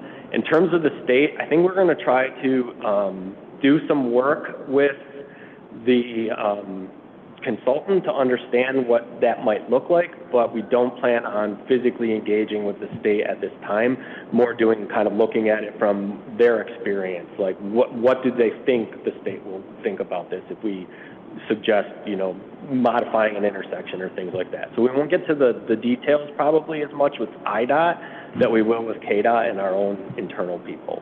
And last week, the mayor, city attorney, Derek, and I met with KDOT staff, the chair, state's attorney as well as the KDOT chair and discussed the intersection of Kirk and 64 specifically and that intersection improvement. We told them that we were getting a lot of feedback from residents that were really concerned about the development that was occurring over there and wanting to ensure that we had safe passage across all of that intersection. So their advice to us was that if we were willing to engage in the engineering study and start the design of that, they can put it into their funding for next year and do a partnership with us on that. So they were willing to fiscally contribute to that, as well as work with us to get through the IDOT process, which admittedly is probably going to take some time. But they said that as long as we were starting the process, it's much easier for them to get it into their plan and support that project as a partner. Okay, thank you. Ed, did you have anything? I'm good. Brian? Okay, thanks, Chris. Just to piggyback off Ryan's points, with the task force and the dam, the consultants, you're talking about timelines and when they will come back, but is it subject to what the Illinois Department of Natural Resources wants to do since they own the dam? Is there, in other words, is there a deadline still? I know there was talk about May of 2025 they expect an answer, or is that kind of left open at this point? What is their feedback, if any at all, on this? We haven't solicited any feedback from them. I don't know if City Administrator McGuire would like to comment on that at all, but what we're focused on is just securing a professional services team that can actually provide the consulting information that's been asked to be provided, and then also provide consulting services and guidance in the future if we need it, so if we have questions. But I don't know the answer to that. Because my point is if that takes us past May, and you don't think it will? No, so it will take us past May, but the Army Corps has now revised what they are actually doing. So there's two pieces of this. The Army Corps is the one that is engaging the study on the dam, and IDNR actually owns it. So there's a partnership with them. So Army Corps was initially asking for the support of the city, but because IDNR owns the dam, that had to come through IDNR. Army Corps has now revised what they're doing because of all the public comment they received, so they are now conducting a second layer of analysis that they are no longer tied to that May 2025 commitment. Okay. So we have asked that question, but we have not gotten a firm deadline on when they are actually looking for a commitment from us. I have heard estimates anywhere between 1 and 2 years that this is going to take them to embark upon because they have to engage another round of public feedback. They have to do another draft report. So they're not going to be asking for anything by May 2025 because they have essentially restarted their process. Okay, very good. Next question is the IMEA. You mentioned also the electric utility master plan study. Is there any relation between the two? In other words, we're still in discussions with the IMEA. Does that influence the study for the electric utility master plan, or is that strictly just infrastructure within our community? The only thing that may influence it would be the rate portion of it, and typically that's kind of broken out. So those master plans are really focused, kind of hyper-focused on infrastructure and improvements that you may need to meet your service demands. Typically they'll touch on a rate section, but that'll probably look more like what your existing rates look like and how sustainable it's been and things like that. So I think in general, the answer to your question is no. That discussion is kind of parallel to, yes. Okay, thank you. You're welcome. Sure. Could I ask you this, the slides that go back to where you mentioned the city council chambers? So that's, oops, there we go, one more. I think January 2025. We, Public Works will still present we have a couple bids, right? Okay. There will be options, and I think that we'll still follow the original direction of council to break everything out so they can see the pieces of that. That was just, if approved, we could start as early as. We can always discuss that when it's presented. Sure. And then also, I didn't see it in here, I don't think you mentioned it, AMI. Is there any updates? Are we still doing that or thinking about that? The smart meter plan, is that? Yep, so we're already working on AMI on the water side. We're in the process of still replacing a lot of meters, and that's moving forward. But on the electric side, we have that will likely be in our 10-year plan, but we haven't moved forward with AMI for electric yet. Thank you. Yep. Thank you, Chris, for everything. So way back to the lead service line replacement. Yes. And I've been pushing with our U.S. representatives since they have this grant funding that's available every year. Mm-hmm. And I track them down, and they gave $1.2 million to Elgin to help with theirs. Mm-hmm. And I know their next round of funding, which unfortunately won't be till fiscal 2026, do we have a way to make sure we're engaged in that, to ask for those funds? Yes, That would definitely help our finances from a financial well-being standpoint. Absolutely. If that money's available, I know it's a grant and you have to apply, but boy, I could sure see that help us a lot with all the work that we've done already, knowing what's ahead of us. Our consultant that has helped us with our initial study of the lead service lines and the inventory and continues to help us through the process with design work on actual construction work also has a component of their agreement with us to help us with grants. So we've actually submitted for one of those before, but didn't get funded 2 years ago to help try to get funding for our inventory work. But we will continue to track that for sure. We won't lose track of it. Yeah, that's part of what they do. Yep. No, thanks, Chris. And then the other thing is just the Red Gate Road Bridge. And I and my wife use it very frequently. Yes. And thanks to Pete and the guys, as we always just see all the garbage that gets picked up. But the railings do look pretty bad, so I wonder what the process would be to move those forward. So lighting is fine, at least from our stand, but we have friends that don't like going over, as they refer to it, the Kirby Bridge, but yeah, the railings look like they could use a little. The railings, unfortunately, were not, when they were originally installed, they weren't installed with any galvanizing. So they're going to continue to rust and deteriorate. Yeah. The good news is, from a safety standpoint, they're okay. Yeah. So right now we have an engineering consultant on board to look at the best way that we can come up with a motion of traffic to come up with the least impact versus closing the bridge and doing it as quickly as possible. Obviously, you can do it a lot faster if there's no traffic. So that's kind of what they're doing now, as well as helping us through the engineering principles of taking the old railings off and refastening the new railings and things like that. So when they're done with their work, we'll know a little bit more about how that will lay out, but I expect that to be in next year's budget. I just know the traffic flow's increased since that bridge was put in years ago, but thank you, Chris, for doing that. I appreciate it. Well, Alderperson Gem, I did just want to comment on the question that you had about grant funding. I do want to recognize that Public Works does an excellent job of always applying for grant funding. Unfortunately, with some of our demographic information, we don't always qualify, and we often fall to the bottom of the list. They do a really great job of making sure they're always reaching out for those opportunities. Yeah, I know Peter has mentioned it. Just when it comes up, and it's usually this time of year, and they say if you don't get it in, you lose out the opportunity. But I know they're on top of it. So thank you. I appreciate that, Heather. Okay. Thank you very much. Thank you, Chris.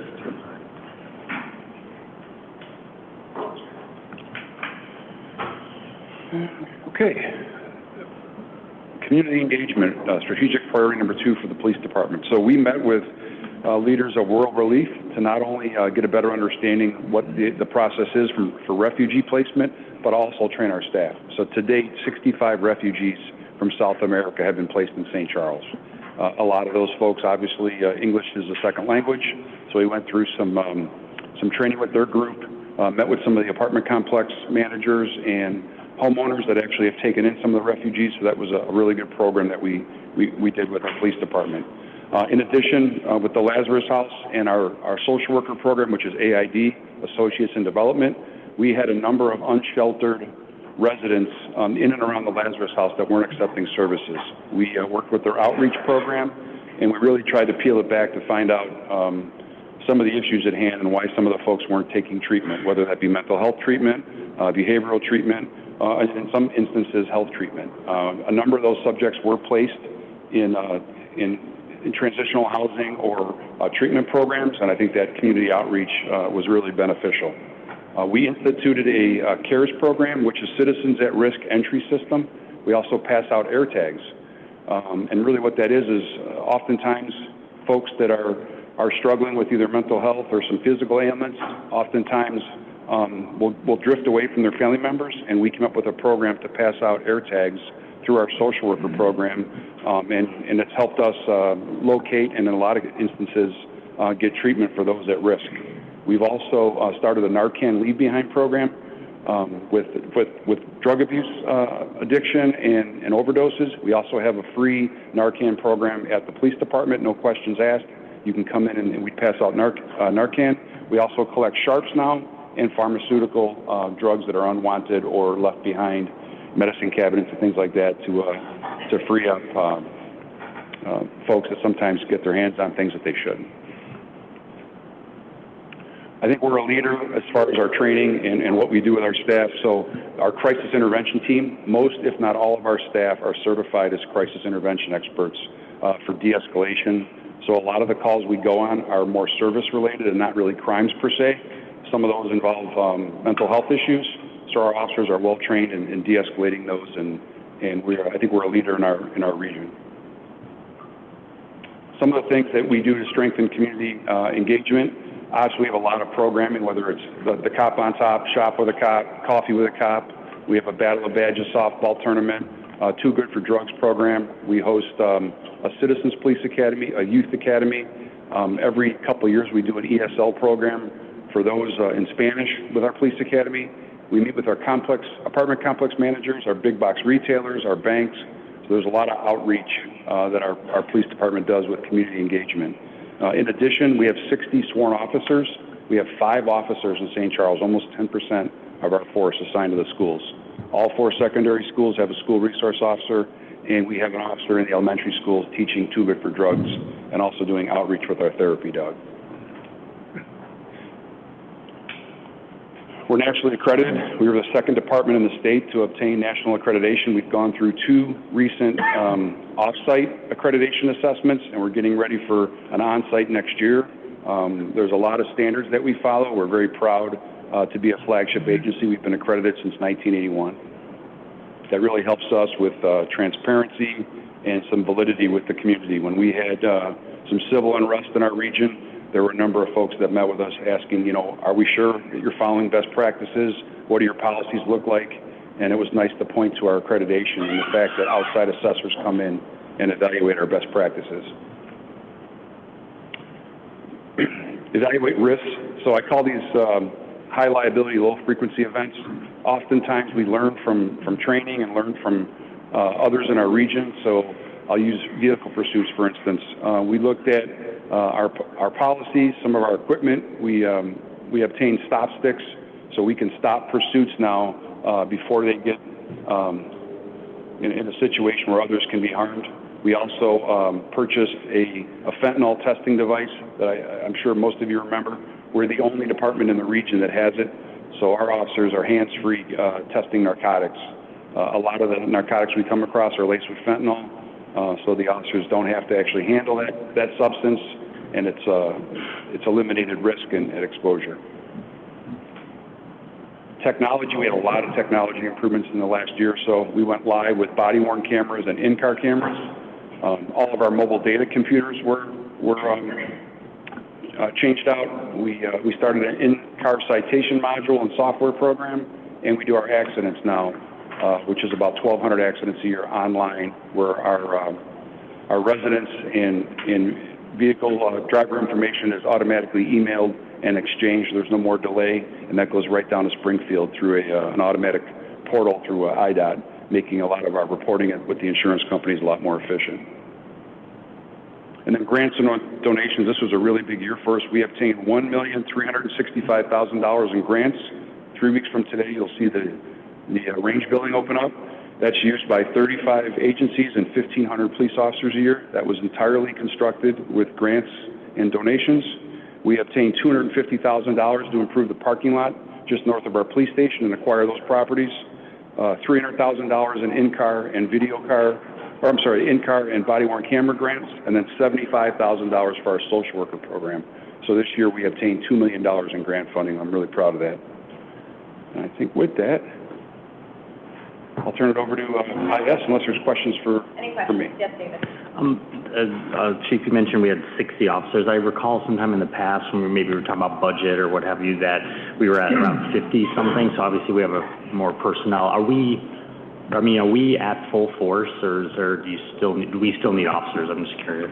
We are right now staffed at 59 officers. We just had an officer get awarded a disability pension about 2 weeks ago, and we've already did the paperwork and started the process with human resources. So we're down 1 officer right now, and then 4 record staff personnel, actually 5, excuse me, and we're working on filling those as well. So we're actually doing pretty well from a staffing standpoint. Chief, I would, regarding the accreditation, how important that is. I would imagine that being very proactive with all that helps us in a good position when we're applying for these grants, correct? Yeah, and, you know, Heather had a good point. We apply for everything that's out there, and oftentimes we're not successful just based on either demographics or, you know, maybe communities outside of our region having a greater need. This year we had a really good way with grants. I mean, $2 million is really unheard of, but some of those were driven by state statute and were unfunded, and I think the state was in a position where they had to fund some of those programs, like the in-car and the body-worn camera grants. Some communities didn't get those. We did. But yeah, our accreditation always helps, and we use that in every application. Thank you, Chief. I just have one question regarding refugee placement.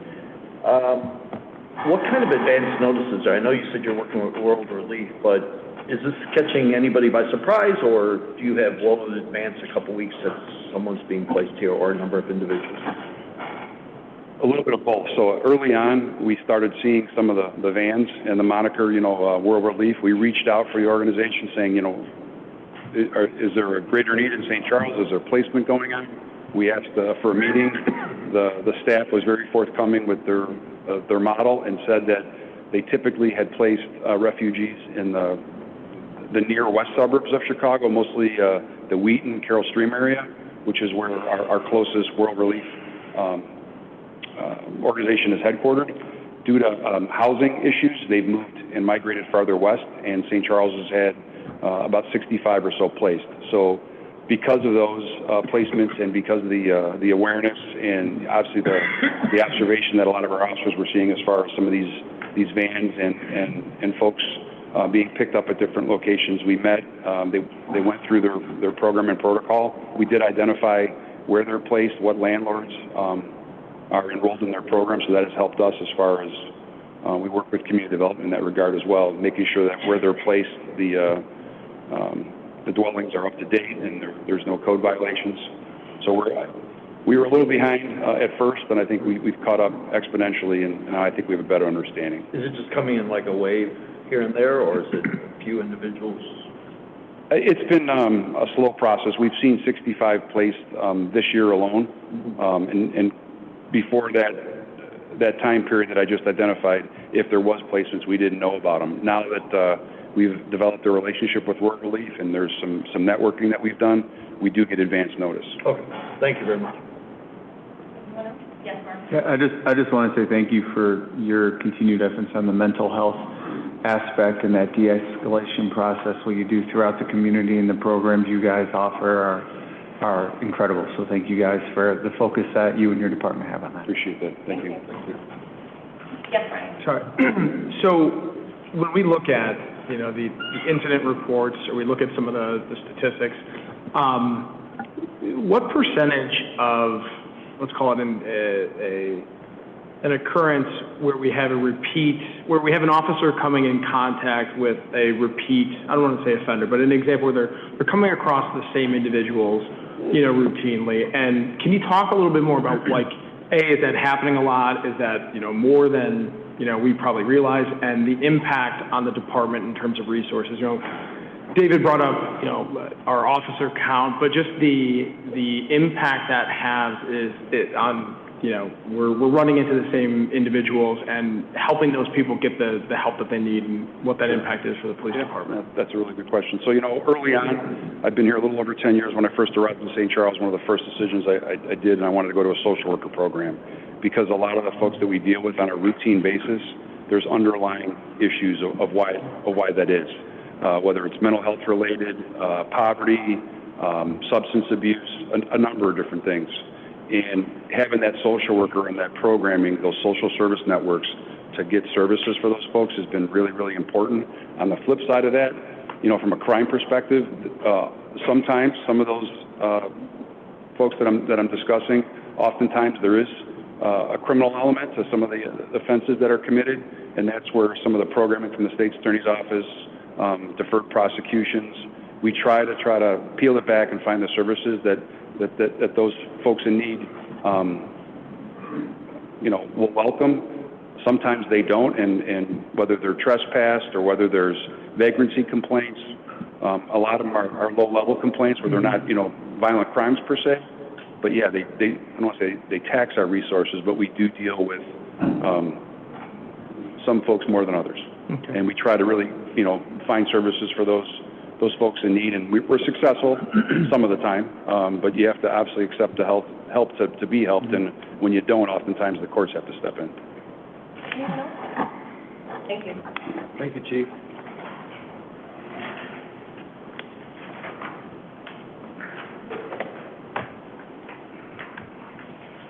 Well, thank you. A lot of the information systems, strategic plan goals, even though my slides here, a lot of the work has been done as a team with all of my colleagues as well. So I just want to make that point before going to these slides. I think one of the key ones that we've had this year, several within this strategic plan goal of modernizing our city's digital presence. We implemented a new utility billing system this year. One of the key things is it had an online portal that allows residents to be able to see their bills, interact with the system, be able to pay the bills in ways they were never able to do in the past. Another application we implemented this year was a new online municipal code platform. We're using a kind of a custom application before that really didn't meet a lot of needs. We have a more mainstream platform that's used by a lot of our municipalities. We believe it's made a lot of improvements on how we display our municipal code. And probably the centerpiece of our technology around modernizing our city's digital presence, we're implementing a new city website. So as of Thursday, we'll be going live with the website. We've had a lot of opportunity to completely redesign and make a new website to give a really refreshed digital presence for the city. We hope it meets all those needs. So along with the new website, we also enabled several applications that are available through the website. One is an enhanced geographic information system application called My Property Info. It allows anybody to go into the application, type an address or parcel, and find out detailed information about that parcel, including who your older person is, what ward you live in, what day your leaf pickup may be, who your elected officials are, a number of things. Also, with the new website, we implemented a cloud-based version of the city's document management system. So what that's allowed us to do is to make public a lot of records we've had maintained internally now available on our website. And some of the key documents are going to be available out there are going to be meeting minutes for virtually every single meeting the city's ever had that are digital. So these will be, you'll be able to review and search meeting minutes for virtually every meeting going back to the 1800s available on our website. Along with the new website, we're also implementing what's called an open data portal. With that, we'll be able to release data, make data available, not just applications, but provide data to people that they can use as part of any kind of application. We'll have things that are more in tabular data, like spreadsheet data, specifically for needs such as building permit data that people are asking for quite often and Freedom of Information Act requests. Now we'll just put the data out there and people can just consume the data themselves. So another strategic plan goal was to enhance our communication platforms. So along with our new website, we include a platform that's allow residents and other visitors to the city website to subscribe to things like city news, press release subscriptions, updates to procurements, job updates, that sort of thing. That's going to be part of our new website, and it's just the beginning right now. We'll be able to add more subscriptions as we add more content to the website. There was a strategic plan goal on employing digital tools for residents and community partners, more engagement, more two-way communication around projects and initiatives. So we implemented a software called Engagement HQ, which came from the same vendor that we have our city website. And it's going to provide the ability for residents and other stakeholders to provide kind of two-way input on projects and initiatives. And we've implemented this year, and the Fox River Joint Task Force was the first website we built with that. So just the beginning, I think going forward, any kind of project or initiative that's going to, we would like to get a little more two-way engagement, we'll be able to use that platform for it. Then we had a couple strategic plan goals under organizational resilience. One was to implement technology to improve our internal and external processes. I mentioned the utility billing system, which has that online portal, which really helps with external processes. But internally, because of the application we had was so antiquated and outdated, and we replaced with a modern cloud-based application, we've had tremendous amounts of productivity improvement especially within the finance department utility billing. Also, we're implementing cloud-based Microsoft Office 365, and along with that, it's going to enable collaboration and productivity that we just haven't had before amongst our staff. So applications like SharePoint, OneDrive, especially Microsoft Teams, allow staff to collaborate, sharing documents, messaging, make it more project-based, and allow just better ways of communicating other than email, telephone, that sort of thing. And along with that, we're going to be leveraging the cloud-based SharePoint application to redevelop and implement a new city staff intranet, or what we all know as INET. So that's going to be completely new, completely enhanced. We hope to have that available by the end of the year.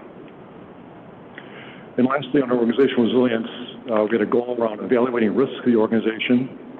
And last year we contracted with a managed security services provider. And along with that contract, we had a number of different technologies and services that were put in place. And I believe we're at the point now where we're pretty much getting nearly continuous identification of our technology risk that we have going on. Obviously, we can enhance it, but we're finally at the point now where we're getting that sort of information around risks around technology. So that's all I have. Any questions? Any questions from anyone? Thank you very much. Thank you, Larry.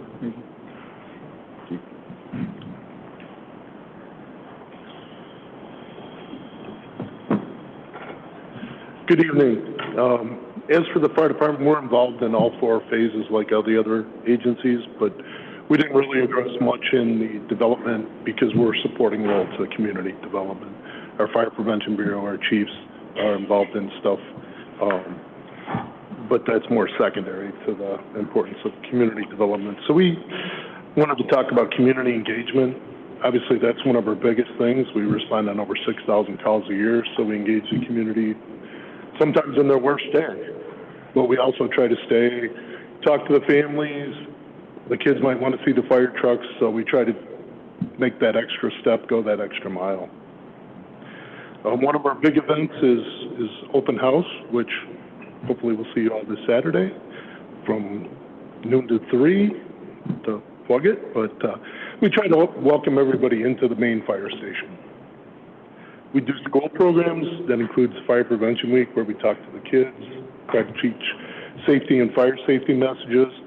But we're also, I don't know if you've seen this out, when school starts, we do slow down schools back in session, trying to bring safety to the area right around the schools, too, make people think about that. We do blood pressure checks, CPR classes.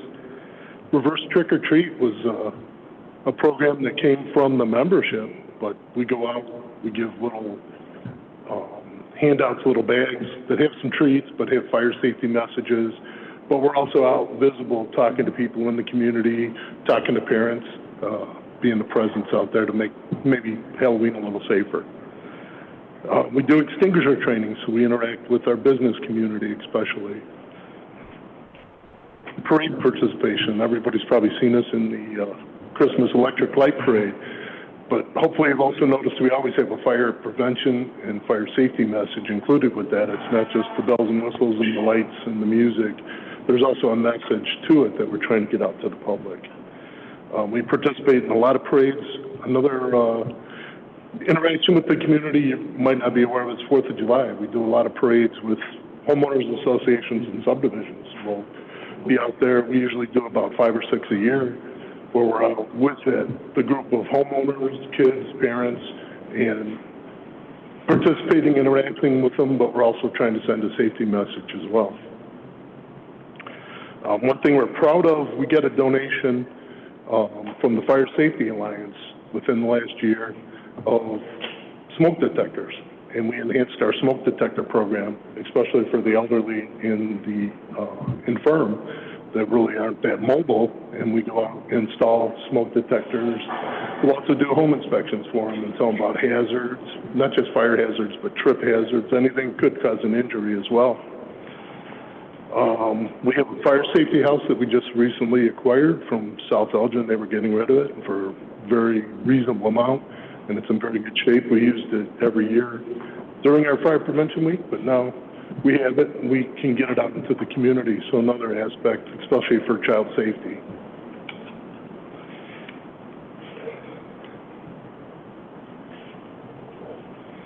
Going to organizational resilience. People don't know, but we're, with the fire department and our emergency management agency, we're involved with the plans to deal with disasters, problems, major events in the community. We just recently updated the emergency operations plan, or we call it the EOP. We're working on the continuity of operations plan. It was work that was almost completed, and then the state changed some requirements. Surprise, surprise. So their new date is 2026, but it's a work in progress. Both those are to keep everything going during a disaster, you know, be it a tornado or flood, some other major event. It spells out how everybody does. We work with all the agencies within the city. They each have their own annexes. And so everything's spelled out if that bad day does happen, that we can keep moving in an efficient manner. We've also updated our MABUS mutual aid agreement. That's mutual aid box alarm system. It's an agreement where we can get help from anywhere in the state, and actually it's been expanded to Wisconsin, Iowa, and Indiana, so we can get almost unlimited help if we do have a problem. And just recently you approved the EMA mutual aid agreement, I think within the last month, that does the same thing on the emergency management side, where we can get or give help throughout the state of Illinois. Developing infrastructure, we're modernizing our station alerting for the first time in over 15 years. Think about technology and kind of how outdated that is. How many computers have we had in the last 15 years? And I'm going to talk about that on the next slide a little bit as well. We're also working with Public Works. We've updated the living quarters and office areas of fire stations 2 and 3, which are on the east side and the west side. We've also working on replacing the roofs. That's a current project to keep them leak-free and good working environments. And we've also just gotten approval from the council. We're updating our vehicle exhaust system inside the stations. Another thing with organizational resiliency, like the police department, we are an accredited agency. We just went through our 3rd process. I highly recommend it for other departments. I know the police department is very proud of theirs. It looks at everything about your department and tries to make sure that you're prepared for everything, that you've looked at everything, and that does basically give you the resiliency. And just to put a plug for the administrator, she actually believes in it so much that she got a position representing municipal government on the overseeing board of our fire accreditation process. After we got reaccredited, by the way. We didn't have any at the time. We're also ISO Class 1, which is basically the insurance industry looking at the protection within the community. And Class 1 is the best, Class 10 is the worst. We're one of only 104 departments, I believe, in the entire nation that have both accreditation and ISO Class 1. We also have an accredited EMA. So we believe in high standards and looking at everything we can do with emergency management.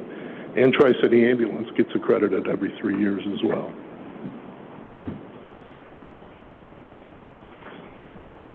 Also in organizational resiliency, talking about workforce development, retention, recruitment, staff development. We have a fire recruiting team, and they go actively out into the community, into the schools, participate in the job shadowing program. We go to the East High School, the North High School, Compass Academy. We partner with Fox Valley Career Center, which is the technical school that's involved with the school districts of St.Charles, Geneva, Batavia, and Caneland, and it's out at Caneland High School. They have a fire science and an emergency medical program there. So we partner with them, try to basically build that next generation to come into the workforce and keep everybody safe. And we also work with Elgin Community College and College of DuPage, which both have large fire science programs. Matter of fact, we were just at their open house 2 Saturdays ago. We pride ourselves in our departmental training to develop the people. We push education, we push training, we push being the best you can be. One of the things that's really helped us with our inside training is the old police station that served as a quasi-training facility for us. And it's also allowed us to be the leader of the mutual aid training where we bring the other departments here to train. When we have a fire, a minimum of three, usually 3 to 5 departments all respond to each other's fires. So we're bringing in Geneva, Batavia, Elburn, North Aurora at times to train with us. So when we do hit that event, we're all ready, we're all working together, we all know what to expect from each other, and it's more of a team environment, which allows us to be more effective on the emergency scene. As for staff development and support, we're also really proud we have a peer support team that is growing to help with the mental health aspects of firefighting. We see a lot of stuff that's maybe not so pleasant, have to help people during their worst days, but a lot of that sticks with you, so we have a peer support element, and we're working more on the mental health aspects to keep our people good. We're working on physical fitness. We have a regular physical fitness program. Should have brought my water up here, sorry. To keep everybody in good shape and ready to do their jobs. I talked about the fire station learning. That also helps the employees. This is going to be a less intrusive tone and warning system. So when they're maybe relaxing at the end of the night, or we allow them to sleep for a few hours at night, it won't just blare, you know, a bell, imagine a gong going off over the top of your head at night. I mean, shocking your heart, not really good for your health. This is a totally different system that'll ramp up those tones, have less intrusive flashing lights. But it'll also allow us to only activate the station that has to go. Right now, if we have a call on the west side of town, every station knows we have a call on the west side of town, even if it's 3 in the morning. So this will allow people to not be affected if they don't have to go on that call. Conversely, it'll get them moving quicker because they'll know if the tones go off, hey, I've got something I got to go, so they'll be moving faster. And we also have installed filtering systems in both the fire apparatus and the fire stations because of the toxins we have dealing with fires and emergency scenes. It keeps everybody healthier, the air is cleaner, and safer for our personnel. So just some of the things. One thing on financial wellness I'd like to hit, I didn't do a slide, but we're getting a drone coming up, and one of the ways that we were trying to be financially helpful or aware, we've got a grant from Illinois EMA for part of it, Illinois Emergency Management Agency. But we also partnered with IS, and they partnered with us. Their drone was coming to an end, and for just a slight upgrade to the drone, we're able to do a joint purchase, share the drone, and get part of it paid with a grant. So we thought that was good instead of having duplication of stuff that you're not using every single day, that we could do it in a more cost-effective manner. So that's all I have. If anybody has any questions. Any questions? Yes, Fred. Thank you for your presentation. I'm just curious about the smoke detector program for seniors. How many of those do you get? Do you go out quite often on those, and how do they communicate with you?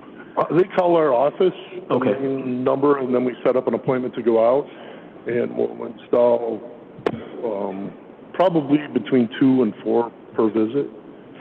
So you get a lot of visits every year, or how many do you think? I don't know the exact number. I would say we've probably been out 15 to 20 times since the program started. Great, thank you. Thank you.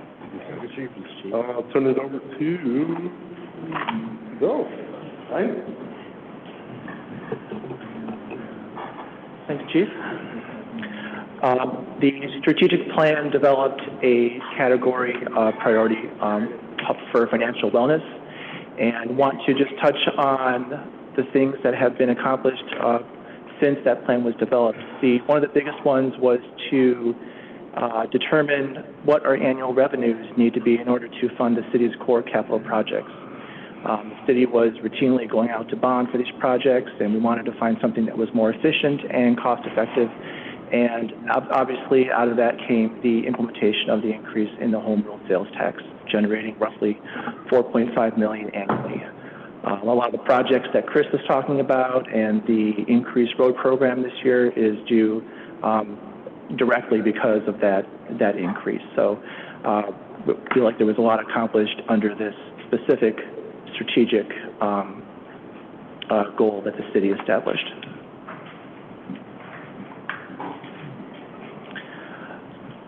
Another goal was to evaluate utility rates to provide resources necessary to fund improvements to the city's water, sewer, and electric systems. We had an increase back in 2023, and we had a discussion regarding a significant amount of water and sewer capital projects that are ongoing, as well as increase in operating costs, and how we're going to go about funding those improvements. And so part of a two-pronged approach essentially was to approve a series of 5% water and sewer rate increases over the 4-year period, while at the same time trying to identify other resources in the city, either through the general fund or other areas where we could supplement and subsidize the water and sewer funds over the near short term. So that was again discussed over this past year. Another priority was to expand fiscal and budget transparency for the community to increase the understanding of the city's finances. One of the things that we started doing 2 years ago was to make substantial improvements to the annual budget document in order to provide more information, not just for the city council, but the residents and citizens and users of that document. So we've been making substantial progress on that. Every year we're incorporating new ideas that staff may have to make the budget more user-friendly and transparent. We also revamped some of our monthly financial and treasurer's reports that you receive on a monthly basis to provide more pertinent information on trends and the monthly finances of the city. We are taking steps to move the city towards being eligible to receive the GFOA Distinguished Budget Presentation Award Program. This is a program that the city participated in roughly, the last time I participated in was about 20 years ago. So there's a lot of things that need to go into developing that budget document, and so we're making substantial progress towards that. I believe there was a goal to do that by 25 and 26. We are probably 70 to 80% done as far as getting it to that point, so we're continuing to make progress towards that. Another goal was to maintain an appropriate general fund reserve balance in relation to the city's overall financial position. One of the things we wanted to mention with this priority was that we did use a small amount of general fund reserves in the last fiscal year, 23-24, to help advance fund some of our police and fire pension liabilities, as well as assist with funding of water and sewer capital projects. We've started to have conversations regarding the fund balance for the city's general fund. Right now it's at this 25% level, which has been for a long time. Overall, I think it's still an appropriate metric to have, but I think there's some good substantive conversations we'll have in the future about, is there a more strategic way of looking at this, not just in terms of minimum, but as potentially what should the target be? What should, based on our current financial situation or certain projects that need to get done, is a scalable measure something to take a look at? So those are some things that we're going to have conversations about in the future. And the last one was to develop the debt issuance and management policy. This was adopted by the city October of 2022. We are considering potentially some minor revisions to that policy, really tweaks, and that's something we're going to be looking to have further conversation about over the next year. So that's a quick update on financial wellness, and any questions? And just as a reminder, Bill will be doing a more comprehensive financial update after we are finished with the strategic plan update. So if it's general finance questions, they may get answered in that portion of the presentation. If everybody may want to just hold off on them. Thank you for that. Just have one question. Yes. Regarding electric, it was stated earlier about possibly ongoing long-term forecasts on what might be needed for the electric utility. Over the last so many years, I guess I could go back 6, 7, 8 years, the goal back then when we were changing the rates was to get the electric utility self-sustaining in a financial way, meaning not just raise rates, but it needed to pay for itself.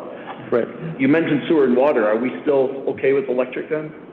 Electric is in really good financial position. Okay. We haven't had to do a rate increase since 2019.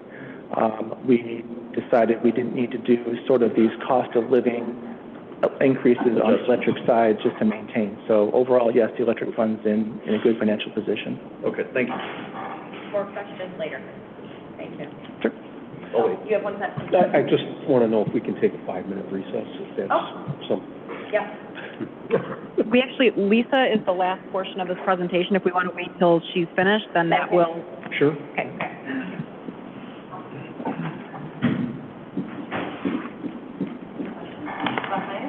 Not now. It was for finance, but, no, you're good, go ahead. I'm the closer for the I'll go evening, later. so. I'll leave.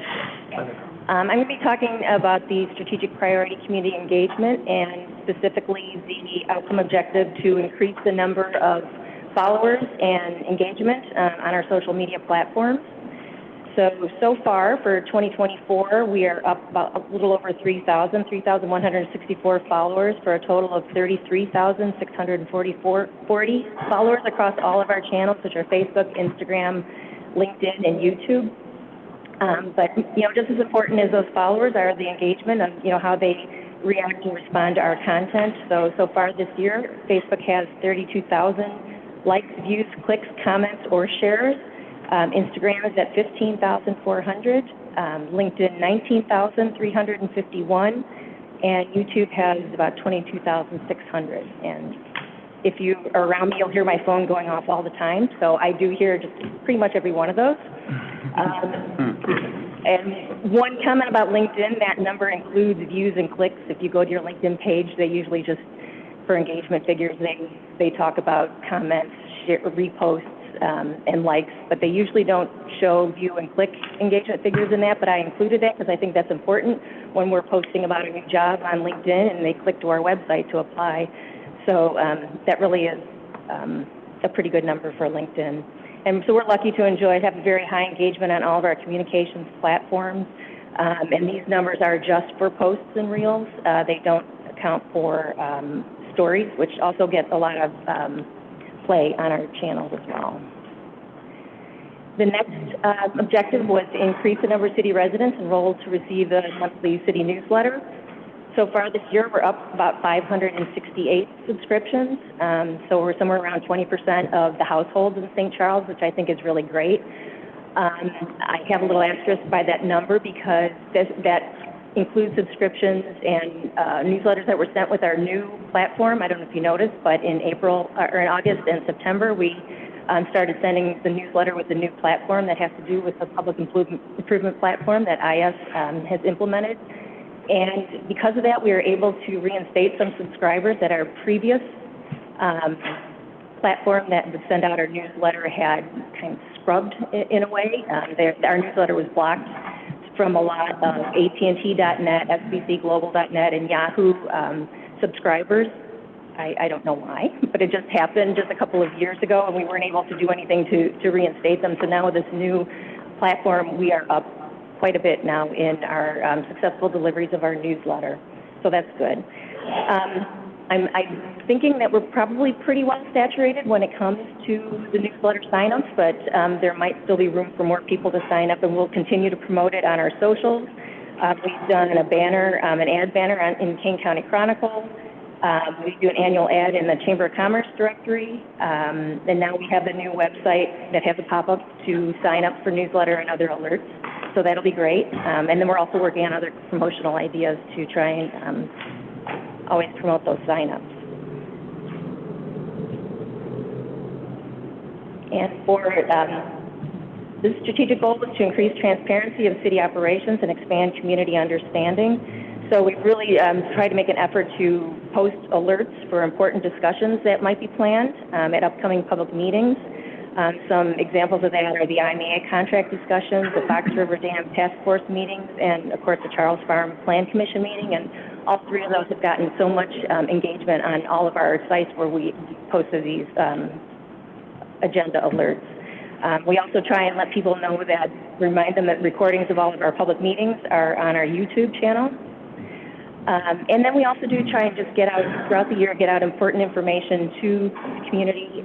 We talked about when the new budget for the new fiscal year, when new utility rates and refuse rates were set. We remind about property tax payment and when the new financial reports are available.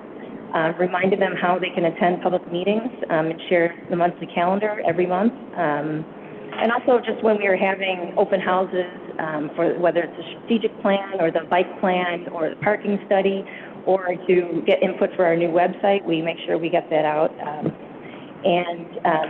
One thing I really want to focus even more on is illustrating daily operations. I mean, Chris, you had mentioned the Riverside lift station opening, and that got such great positive reaction, and it is such a non-glamorous thing to have, a sanitary sewer opening, but it is also such a visual thing when you go inside and you see all the large pipes, and it really did get a lot of good attention, I think, and it really did explain a lot and helped to educate what a lift station does and how important something like this is to our infrastructure of the city. We also try and just make sure we get out job postings, showcase every department in the Public Services Recognition Week. Jen, you had mentioned all the videos that you did. We made sure that we promoted all those videos for that so people could see every department and what every department here at the city does.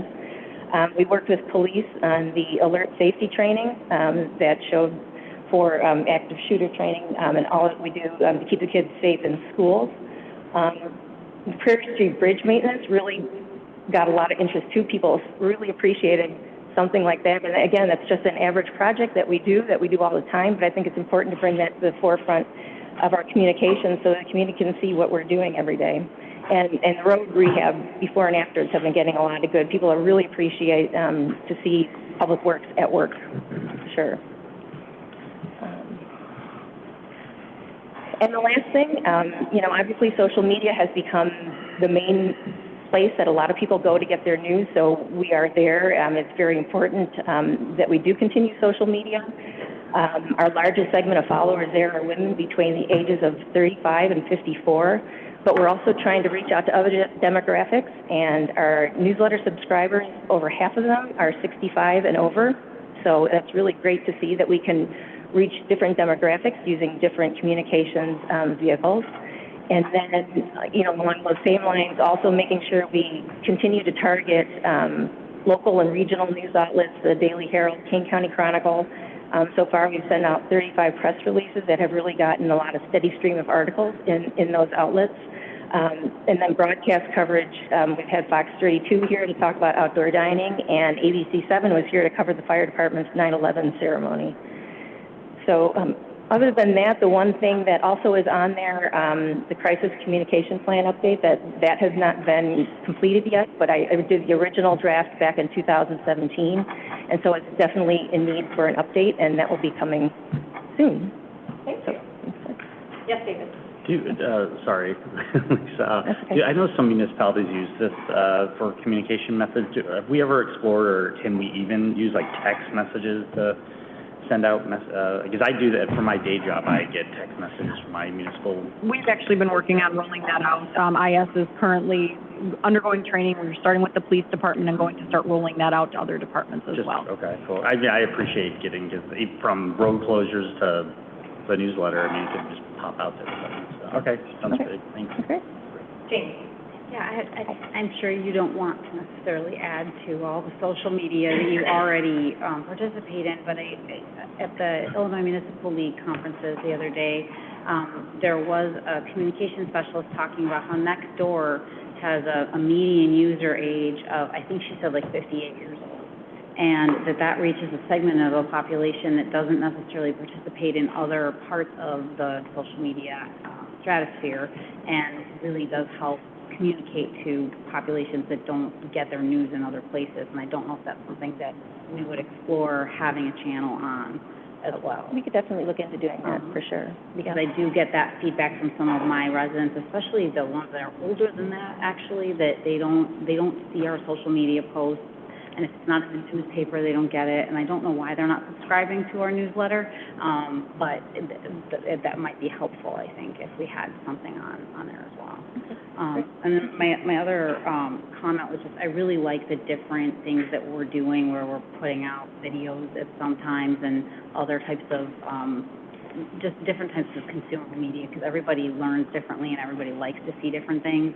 And I subscribe to a lot of different municipalities, like David said, you see what other places do, and I think we do a lot of creative things, and I think we're doing a great job. Oh, great, thank you. I hope to continue. Okay, so starting back up to 7:10. On the dot, I'm starting on the dot. On the dot. Derek has been working on for the last couple of years. And then we are also going to go over a brief finance update. We've been working towards giving more regular check-ins on the state of our finances. But just as a reiteration, these workshops, these retreats are not the only times that council can give items to staff where you want us to look into or put things on committee meetings. We're always available for that and can always discuss those at other dates. Thank you. Hey, go ahead, Derek. Well, again, so I'm going to cover kind of two topics here. One is the downtown occupancy report overview, and this was something that was also included in the City Council update on Friday. And then I'm going to go through economic development project updates, essentially looking at some of our redevelopment sites and kind of giving status updates on them. To start out, downtown occupancy report overview. This really was something that we partnered with the Business Alliance on to kind of create this. To the best of my knowledge, we haven't done anything like this in the city of St. Charles. It is intended to provide data so that the city council and the city in general can make informed decisions when it comes to our policies or managing operations. One example that's already been brought up here tonight is the Downtown Overlay District, which is essentially a district in our downtown that makes it so that certain uses in the downtown can't be used inside that district, so that we can kind of have businesses in our downtown that we think is more advantageous. So this is something that we think would kind of be the precursor to some type of policy like that. The key objectives, one, is just to create a downtown storefront occupancy rate, just so that we have that number. Now that we've created this, going further in the future, we can look and see if we're getting better or if the occupancy is going down. Identifying vacant properties. Not all properties in the downtown are listed online, so now we've identified some of those. And then tracking business diversity. What type of businesses are making up our downtown, and now we can kind of put some numbers and data behind it. The report area, scope, and data collection. So the area is more or less the downtown SSAs. We do have 2 SSAs. We did kind of expand it and trim it in certain parts where it made sense. It is limited to the first floor storefronts. I know it would have been great if we could have included the upstairs, but that would have been a lot more of a challenging feat to get into the upstairs of many of these buildings. We can't always get access to those. It would have been difficult. Honestly, a lot of the property owners wouldn't want us to go up there. So it is just the first floor storefronts. It does also exclude residential, which we don't have a tremendous amount of, but across the river we have Carroll Tower that was not included, government offices like City Hall or the Baker Community Center, parking structures, and it did not include outdoor dining space either. On the left-hand side, you do see the map of the area that we looked at, and that is a map that basically resulted from this occupancy study. So green is good. That means something is occupied. The red is vacant, and then the orange is partially occupied or partially vacant. We actually partnered with IS and the GIS department on this. This is an active map that is now available on our website. So you can go on and see where there are vacant properties. And this is also something that, hopefully in the future, every year we update this report, and we can now make those changes now that that infrastructure is put in place. Key findings, we have about 541,000 square feet of storefront commercial space. So again, this is not including the upstairs. This is just the first floor. And just to kind of give you an idea of how much that is, that's almost the size of about 4 Costco's. With our storefronts, we have about 165 businesses.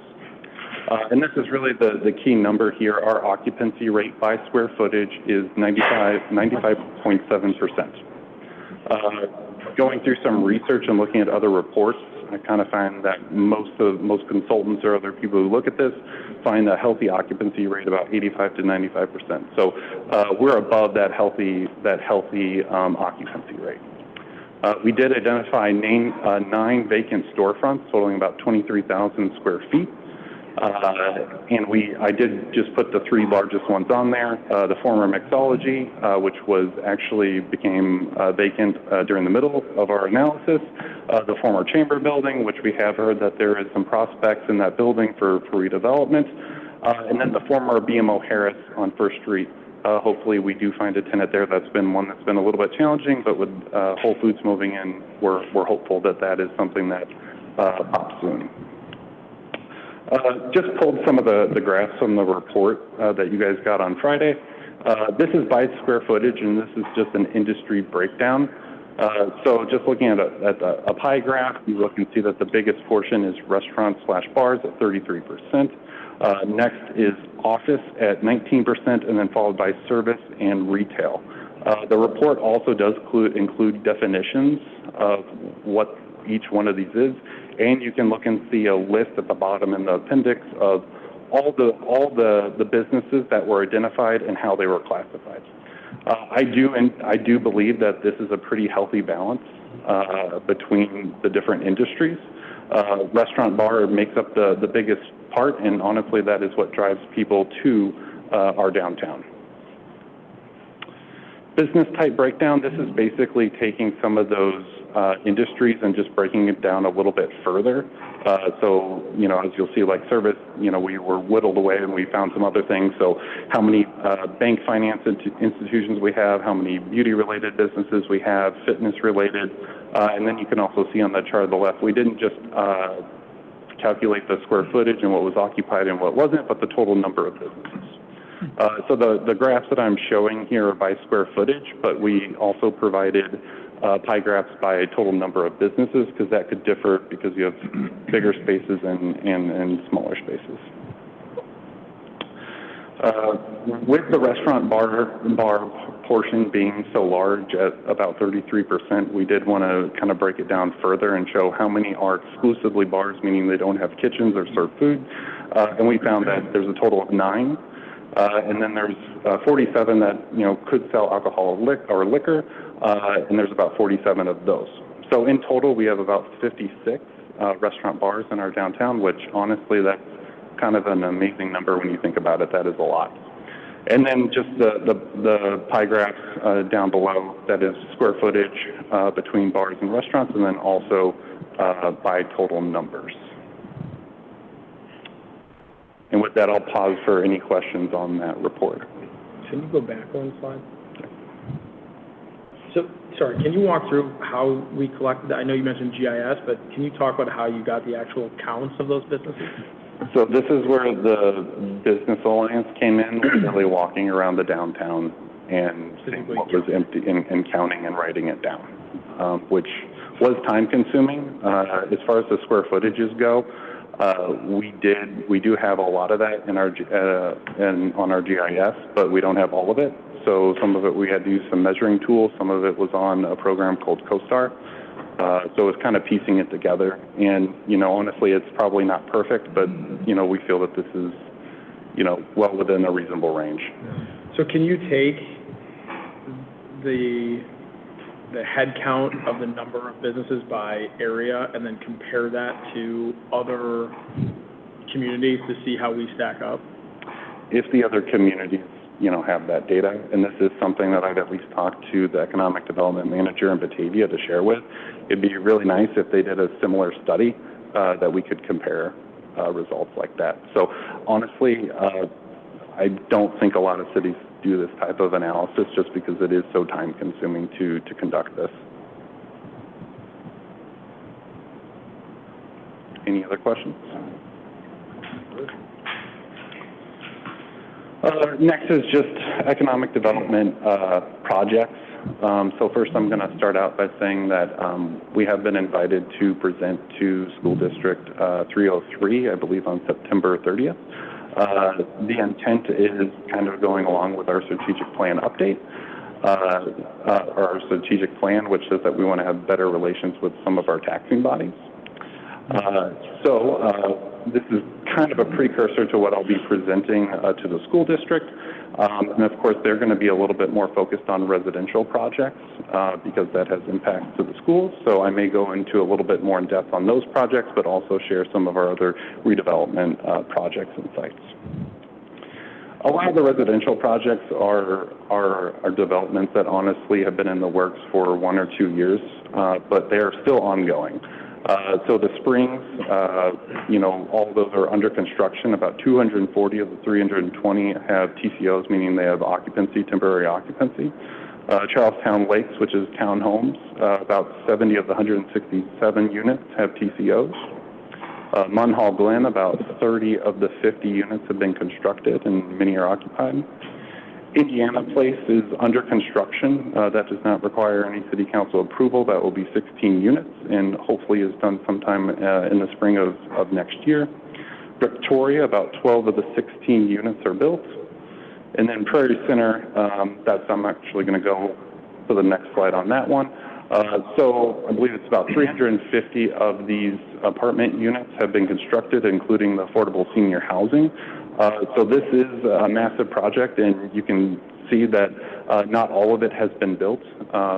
Just in the past couple of days, they did start constructing another building, which is outlined in red. I think on this plan it shows it as 2 buildings, but they have actually combined it, so it's going to be an L-shaped building. So I believe that will be an additional 72 units that are coming online. They are having a little bit of trouble on the commercial piece over on this side. There's one mixed-use building that does not have any tenants underneath.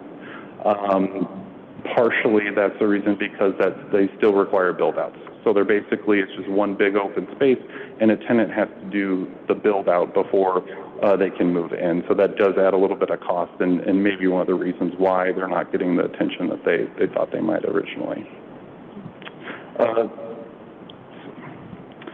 As far as future residential projects, we have 2 that we think are kind of coming down the pipeline. One of them has been presented to the city in the past. That'd be the River 504 project. And this is just south of the former Blue Goose, the Whole Foods. This is an empty lot right now, and we have been working with the developer of this site. They are coming back with a different proposal. I think before it was something like 20 units. They're going to come back with something that's a little bit smaller, and the reason for that is because they think that this just is what the market is calling for more. Another site, honestly, over the past couple of years that we've had multiple developers put under contract, but they couldn't really put the project together because it's a little bit more difficult than people would think, is what we call Bridger Commons. So this is directly behind the Meijer. It's about 30 acres. It is partially zoned commercial and residential, but most of the attention we're getting for it is calling just for residential. We are working with developers on this, but what looks like is just an open farm field behind commercial. You'd think that it would be relatively straightforward, and it's not. There's a lot of work that still needs to be done on the detention pond. Our park district would like to see a park on this site, which is understandable, but just difficult to build in. And then some of the utilities, getting fire access back there just because the shape of the site, connection to either the Meijer or the Prairie Winds development to the south is something that's also been discussed. So there's a lot to work through. You also throw in some of our fees like the affordable housing fee or including affordable housing. All these things kind of stack up against this project or this property. But it is attractive. We are getting a lot of developers interested. They just haven't quite made it work yet. Moving over to some more of the commercial. So Heather already kind of covered what was going on with the resort piece as far as October 4th kind of being the key date for that. We have been getting interest in this site for some type of commercial development. We're optimistic that that is something that's going to happen in the next couple of years. There is a TIF district on this site. I think that was partially created for redevelopment of the resort piece. Lucky for us, that's kind of been resolved because of the receivership and already demoing the building. So honestly, not anticipating utilizing the TIF district on this property as much as we were before. I kind of skipped over, but the car dealerships, of course, the Honda's been open for quite a while. The Kia just recently opened, which again is great sales tax for the city. And then the industrial piece. So again, that's 4 industrial buildings. 2 of them are completed and fully occupied. We got to meet with one of the occupants, or one of the tenants, a couple weeks ago. It's a company called SAI, and they are a manufacturer of switchgears. To be honest, when these buildings were being designed, I thought these would just be logistics, so basically trucking companies. And one of them, at least, is a manufacturer. So that's actually really great for the city because those are high-paying jobs. Right now, they employ about 70 people, and they really honestly just opened. They're hoping to ramp up to about 250 people over the next year or so. Charlestown Mall, maybe one of our most, or probably our most difficult site. We did have it under contract for about a year and a half with Urban Street Group, and they ended up deciding that they could not make this project work and walked away from it. The city has been engaged with the property owner. Something that they've indicated to us is that they don't want to just turn it over to a developer to have it under contract for another year and a half, only to have it fall through. So they're starting to put more of their own resources into this property, trying to collect information on utilities and what it would cost to demo and things of that nature. They're putting that together, and something that we've asked them is once they have that analysis that they're doing completed, that they provide that to the city so that we can work with them. Something I've also indicated is that they may have a hand in the development in the future because this has fallen through too many times for them, and they really want a hand in it to make sure that it gets across the finish line when it is developed. Lexington property. This is a property that honestly probably hasn't been discussed in quite a while. This site is in a trust, which honestly kind of makes it difficult to sell sometimes. This is on the, I'll call it the near west side, just south of the abandoned tracks up there. I want to say it's about 25 acres almost. The property owner has re-engaged with the city on potentially finding a buyer for this site. Several years ago, it was being considered for a residential project, which was approved but was not deemed financially feasible at the end of it. There was a TIF district on this site, which was eventually terminated after 7 years of inactivity. So we are working with the property owner and the broker, and potential people are looking at it now for something that would be non-residential but would be a low impact on the community around, or the neighborhood surrounding. Former movie theater site. This is on Foxgate, kind of in the area of Foxfield Drive. This is about 5 acres. It's currently owned by Gary McGrath. He purchased it so that he could park some of his cars there because he was doing well enough, and his former Honda site was so small that he needed a place to put his cars. Now he has the Pheasant Run site to do that. And this is a site that's been on the market for 8 months or so, and it is getting a lot of looks. We have gotten some interest from some residential developers for multifamily projects. We haven't seen anything for that yet, but that's something that, or this is a site that I do think is fairly attractive to developers, and something that we could be considering for development in the next couple of years at least. Woodwood Drive. This was one of our sites that we identified as a top priority sites. 2 of the sites have been developed. There's been a Kitty Academy, and then the Audi has gone in, but the rest of the sites are vacant. And honestly, I do try to sell these sites to a lot of people who approach the city looking for development, and honestly, they look over them a lot. I just think that the poor visibility off of Randall is something that is not ideal for them. I'm sure there are businesses out there that this would be beneficial because it is on a main artery, and not all businesses need that exposure.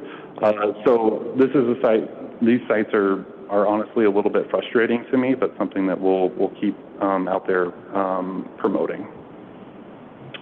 The former PD site, of course, we went through the RFP process a little over a year ago, and then we kicked off the feasibility study, which was approved by council. So we do have the consultant that is working on the feasibility study for this site. And we have made a lot of great progress. It's been a good relationship with the consultant. So we did complete the on-site inspection a couple weeks ago, and basically every city department was there to kind of give them all the information that they could. A phase 1 environmental site assessment has been completed. A new topographic survey has been completed. A traffic study is not completed, but the counts have been done. Geotechnical analysis, so soil borings are scheduled. And then the consultant has been working with our Public Works Department on the floodplain mitigation analysis, utility analysis, and we are working with a sub-consultant on the demolition cost, and parking analysis will kind of come at the tail end of this. So this is something that we're not really anticipating well, I guess I should say this is something that should be done by the end of the year, honestly, and we plan on presenting the results of the feasibility study to City Council. However, we're not anticipating moving quickly on any type of redevelopment plan until we have some type of further community engagement on this site. Foxhaven Square, this being such a recent project, I don't think I need to go into detail on it, but very excited about this new restaurant retail development coming to our east side. The developers, Greco de Rosa, are working with staff with their permits so that we can get started working on this and hopefully be open sometime next year. Just some other projects. Alderman Luciano, you mentioned Lot 4, Building 8. We have not issued an RFP on this site or put it up for sale. We could just put it up for sale. I think that there's a pathway for that. However, if we just put it up for sale, we would maybe lose some control over how it's developed. If we did do an RFP, that's a long process. I mean, we would have to go through and evaluate all the potential applicants for that. This is something that we do want to do. This is going to be a very developable site, especially with the Whole Foods coming in, and that's part of the reason why we've waited a little bit. Once the Whole Foods comes in, I think we're going to get a lot more attention on this site and better prospects. The Whole Foods is under construction, doing heavy construction right now. I think we put this in a City Council update, but they are inside the building now, removing about 2 feet of bedrock below, which is very time-consuming and unfortunately very expensive. So that is moving forward and still expecting an opening in spring of 2025. And then lastly, this was another site that we identified for redevelopment or a top priority, which would be the former Chili's and is going to be the Chick-fil-A. And that is scheduled to be opened in November, they've told us. With that, I don't think I have anything else. Any questions? Yes, David. Any updates on like the Kevin's location? Yeah, the Kevin's location did go on the market, I want to say about 4 months ago. So we did meet with the broker. He has reached out to several potential buyers. We haven't gotten anything concrete yet, but we have been asked, what we envision seeing there. The good news on that site is that I believe it has an NFR letter, meaning that there's no further remediation. They don't have to remove any tanks. At least they've been told that. So. Cool. Thank you. Anyone else? Okay. Thank you very much. Billy?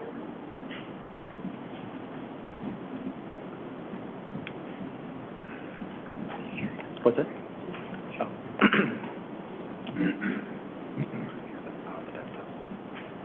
Yeah, I put it there. Did you move it over right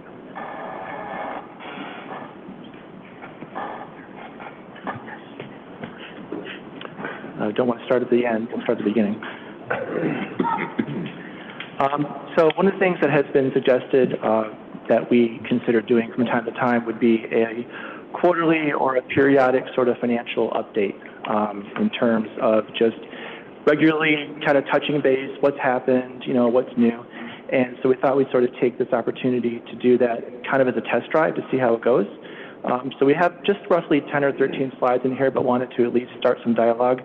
Some of the information that we're showing tonight we'll have in 2 more weeks when we present our ACFR, because we're wrapping up our audit process right now. So this is kind of a preview of some of that information is going to be. So wanted to start, like I said, we just finalized our ACFR, and This is the final results of our general fund for the previous fiscal year. We had revenues of $61 million, expenditures of $54 million, and then we had other revenue sources of $2.3 million.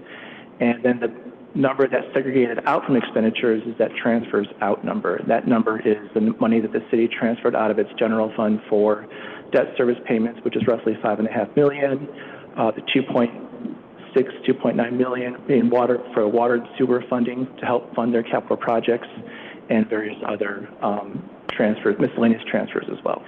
That net change was just under $1 million, so we essentially used $1 million of fund balance in the general fund last year. This is a little bit less than we were projected to use in the budget. When we did the budget, we were projecting to and comfortable using about $2 million in general fund, and that number wound up being just under $1 million instead. So we talked about using a small portion of fund balance in the general fund for pension contributions and various capital projects. You can see that reflected in the chart here. We went from a 46.1% reserve at the end of the fiscal year to 41%. So we're comfortable with that number. That's kind of what we anticipated the new reserve amount would be, and we think that's also very appropriate given our overall financial position.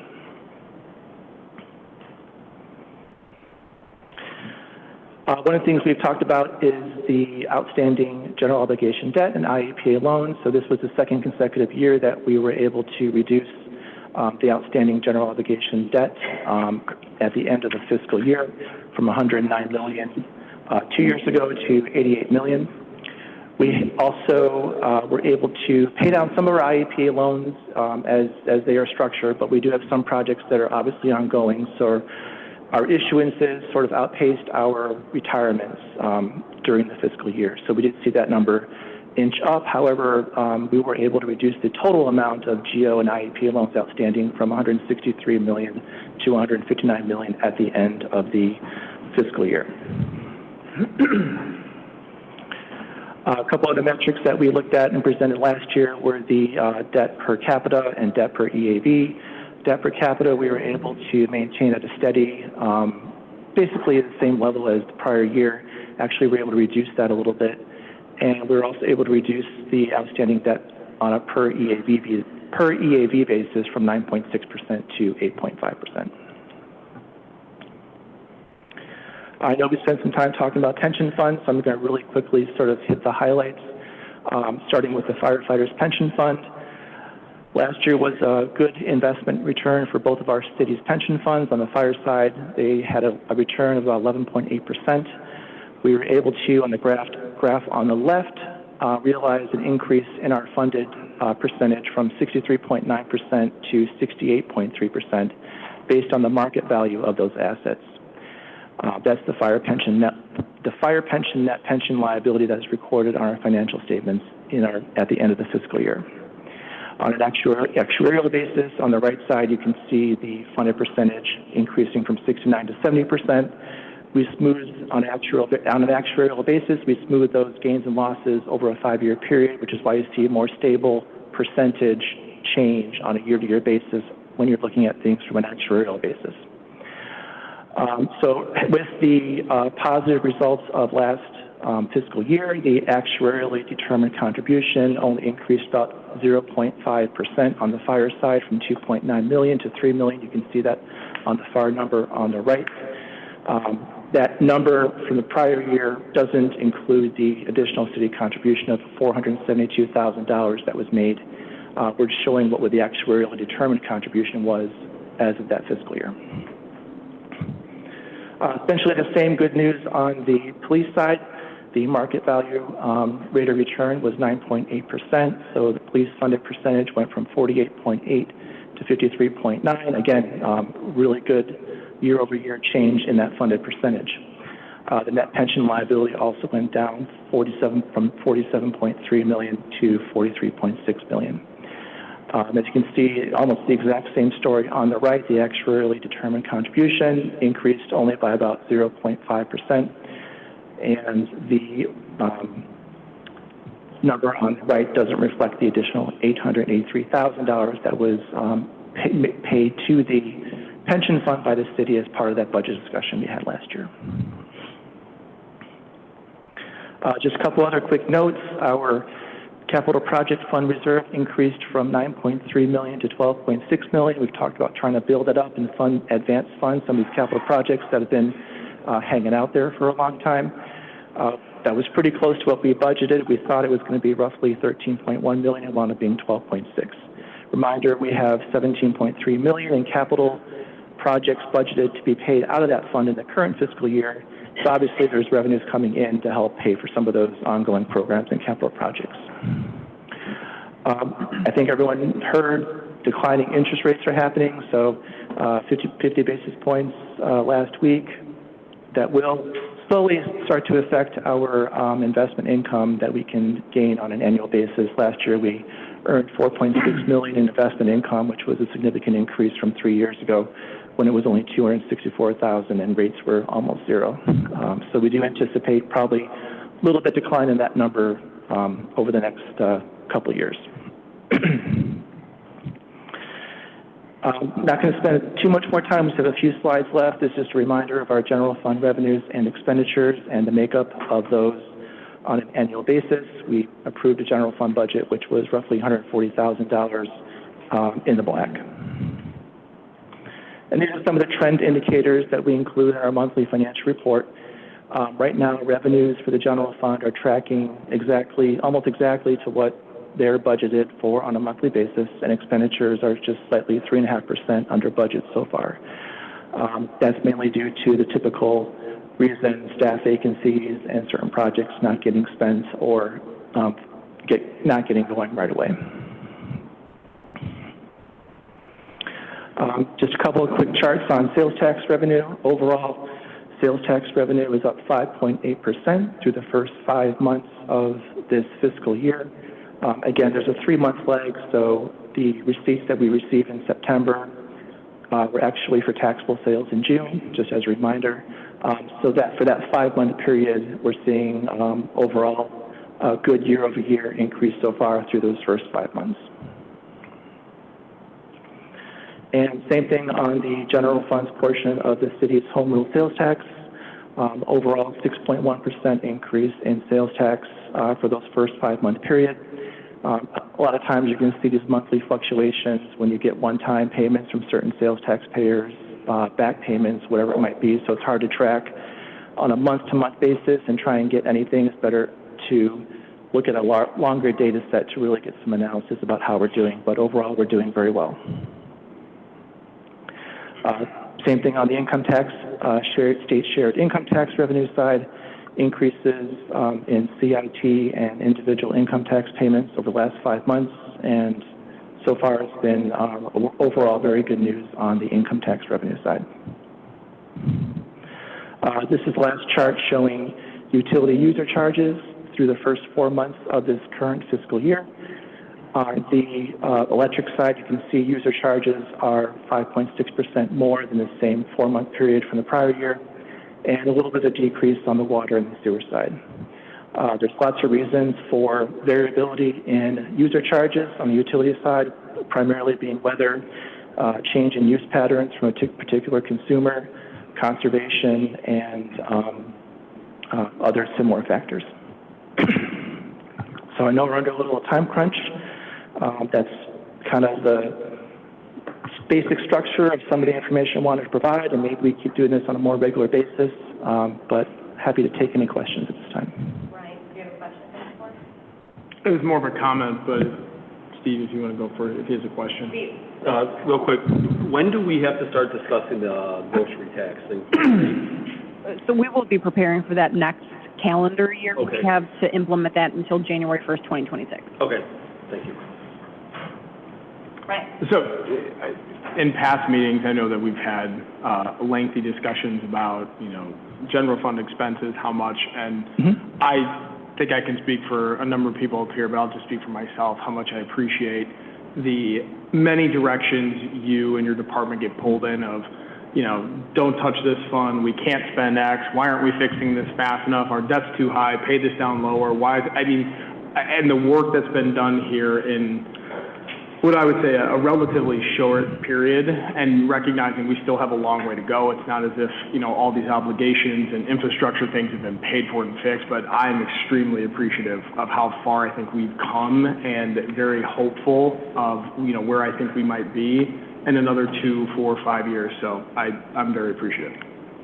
Yes, Tom. First of all, I'm sorry I look silly, but it is absolutely freezing. So, that being said, thank you, Bill. I appreciate it. I would always love if I could get a couple minutes ahead of time to take a look at it, but I understand that we're doing something new, and I just want you to know how much I appreciate it. I think it's a great idea for us quarterly to even hit high levels so we can kind of have trend in our mind and start formulating those decisions, opinions, and have the opportunity to get real information, to have a discussion with you so we know as we get into, budget decision-making, kind of what we thought we've had a dialogue running. So I cannot tell you how much I appreciate this and what a great decision and a great thing for us to take on. So thank you. It was great information. Thank you. Brian? Thanks for your presentation, Bill. In your previous presentation, though, you mentioned that you were anticipating making some tweaks to the debt issuance and management policy. Can you speak to that? Sure. One of the things that came up actually from a different community I was having a conversation with, they were doing a longer debt issuance rather than just 20 years. And right now our policy says debt issuances should be no longer than 20 years. So adding some flexibility to say if there's a specific situation that comes up where based on the life of the capital asset we're constructing, if it's a 30, 50, 100-year asset, it may be appropriate to consider a longer term repayment term such as a 25 or 30-year period. So that's just one of the minor tweaks that we started to think about a little bit that might be useful. Are you considering anything with the TIFs? It's still a pay-as-you-go TIF policy. We're going to keep that the same, correct? Correct. Okay. All right. Thank you. And then, Bill, that $4 million decrease in general obligation debt over the course of the last year, correct? GO and IAPA loans combined, yes. Is that a trend? Is that a snapshot that we can start looking at? Do you see it go up higher, lower? I think as a general plan on the GO side, I think, yes, that's a trend. We may find ourselves in a situation where we need to consider GO debt, for some of these large capital projects. There might be few options to consider, but that's a conversation that we'll have down the road. And then you said our general fund reserve was at 41%? Correct. Our unassigned level, yes. That's good. Thank you. I had just a couple, since first I wanted to give you the appropriate amount of credit for what you did. I do have some questions. We seem to be hitting our revenue numbers right on budget, but we're taking a look at a 5% increase in sales tax. Is it clear exactly what's driving that? Or was that a planned 5% increase? I mean, we're not still waiting to cycle through year over year for some of the tax changes that we made. So there's really nothing specific that's really driving the sales tax increases. It's really all across the board when we started to look at some of the numbers. Sometimes it's car sales, sometimes it's general retail. There's a variety of different reasons, but it seems to be across the board for the most part. We don't have theories on it yet? Because when I asked that, I was like, is that predictable and repeatable? Yeah. So, that was one of the things I was hoping to have time to put together and give some of the insights, but let's just take that as a question, and maybe answers will follow at some point. Question number 2. I just wanted to make comment, and it's in response to something else that was said. I appreciate the reductions in outstanding debt, but those aren't happenstance. That is absolutely 100% driven on policy decisions and a change in the way that we think about fiscal responsibility, in the city, correct? Correct. I think that's the most wise thing that we've done in the last maybe half decade. So I want everybody to know how much I appreciate that and how much that's one of the biggest issues that we have and one of the biggest successes that the city's having right now. Thank you. Anything else? Okay. Heather, can we move on to you for number 6, council initiative? Yes, so this is just a standing agenda item that we've been having for our last several retreats and workshops, that any initiatives that council are interested in any of the directors or staff exploring, that I would request just general consensus for us staff members to look into that and bring it back to future committee meetings if there are any outstanding items. I will start at Ward 5 and move down. Steve, do you have anything? The number one thing that I hear the most that I would like to have addressed or at least thought out, and I know that there's projects going on Prairie right now, but number one thing I hear the most is crosswalks and then speeding on Prairie. So I would like for us to, I think there's some things being done with the construction right now, but I just want it to at least be discussed.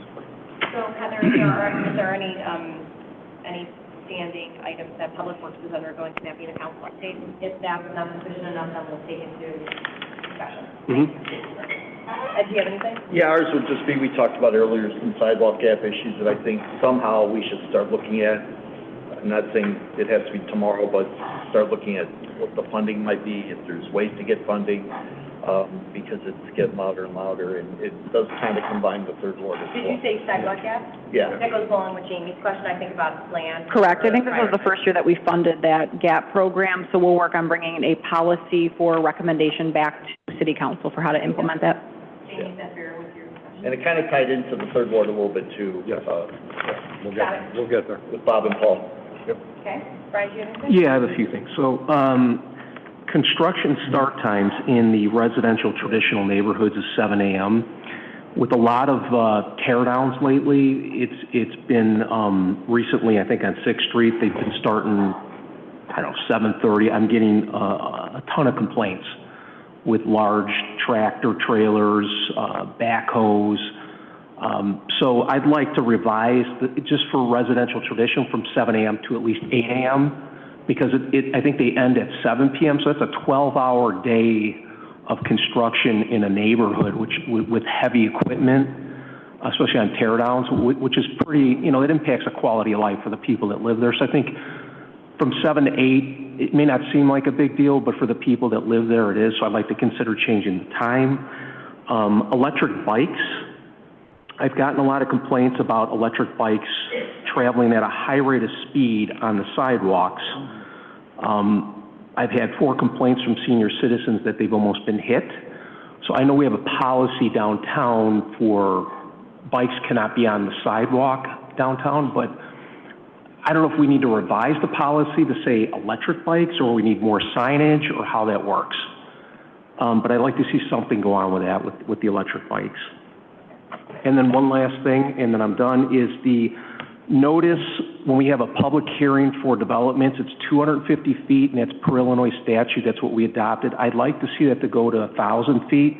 That's the maximum, to improve greater engagement and transparency with our residents when it comes to developments, because a lot of times I'll hear from people, well, you guys didn't tell me, or you guys are hiding something, and that's not the reality of it. But why not max it out? We did the maximum of what we could, and then the aldermen can, if they want to go beyond that, that's up to them. So I'd like to see it go to 1,000 feet on that. Thank you. Yep. David, do you have anything? Yeah, I'll agree with Steve regarding Prairie. It comes through our ward, and we get complaints from our constituents too. So looking into that would be prudent, I think. Derek, we talked about it, of course, during the break and before too, and you touched upon it, the overlay. So that's kind of on my radar. I want to talk more about that, which we will. But thank you. Bob, do you have anything? Paul and I fortunately had a residents meeting with the third ward last Wednesday, and e-bikes and motorized bikes came up. This time it was on Dean Street, and I know I've already reached out to the chief just to take a look at that. Sidewalks west of the post office. Obviously now people like to walk to Aldi, post office, and there's just no sidewalks for them to do it safely. I know we've already covered the crosswalk at Peck and Route 64, but it seems like speeding again on Dean Street was an issue. Obviously there's a lot of older people that are out trying to do gardening. I walked Dean Street on Saturday morning, and literally their sidewalk in their easement is right there, so anybody on a bike, they're a fair game. So just something maybe consider. I don't know if we sign it or if there's a way to address that, but it was a recurring issue that I know Ed and Steve and I have talked about, so that's what I have. Okay. Oh, Laura, I forgot one thing. I'm sorry. Go ahead. I'll come back to me. God bless Bob, he's before me because he said it all, but I think probably citywide we need an e-bike policy, because these are hybrid vehicles. They're call them bicycles. I mean, it's an e-bike, but no, it's not. It really isn't. It's a motorized vehicle, and if you take a look, a lot of our kids are using a lot of motorized vehicle, and they go at a different rate. It is different transport, and I'm sure that a lot of cities are taking a look at that. And then echo absolutely everything is. Also, just like, keep it rolling for, you know, like quarterly finance, conversation. Back to David. Sorry, and I totally forgot. Again, overlay, and then Russ, you had mentioned in your presentation about zoning downtown and looking at that. I would love to have a discussion more about perhaps, and we don't have to talk about it now, and don't gasp when I say this, but like building heights, things like that. Maybe we could talk about that type of stuff in the downtown area, so. Jamie. So I've heard a couple of people talk about pedestrians, bicycles, safety. I think that we need to have something that comprehensively funds our pedestrian bike plan, and we don't have that right now. We have a very piecemeal way of paying for those investments. I think the success of our city hinges on really attracting people that due to mobile talent that want to be here. That's pretty indicative from the studies, and safety is a really rising concern. In fact, there was a pedestrian just killed in Naperville on Saturday by a vehicle. They had the right of way.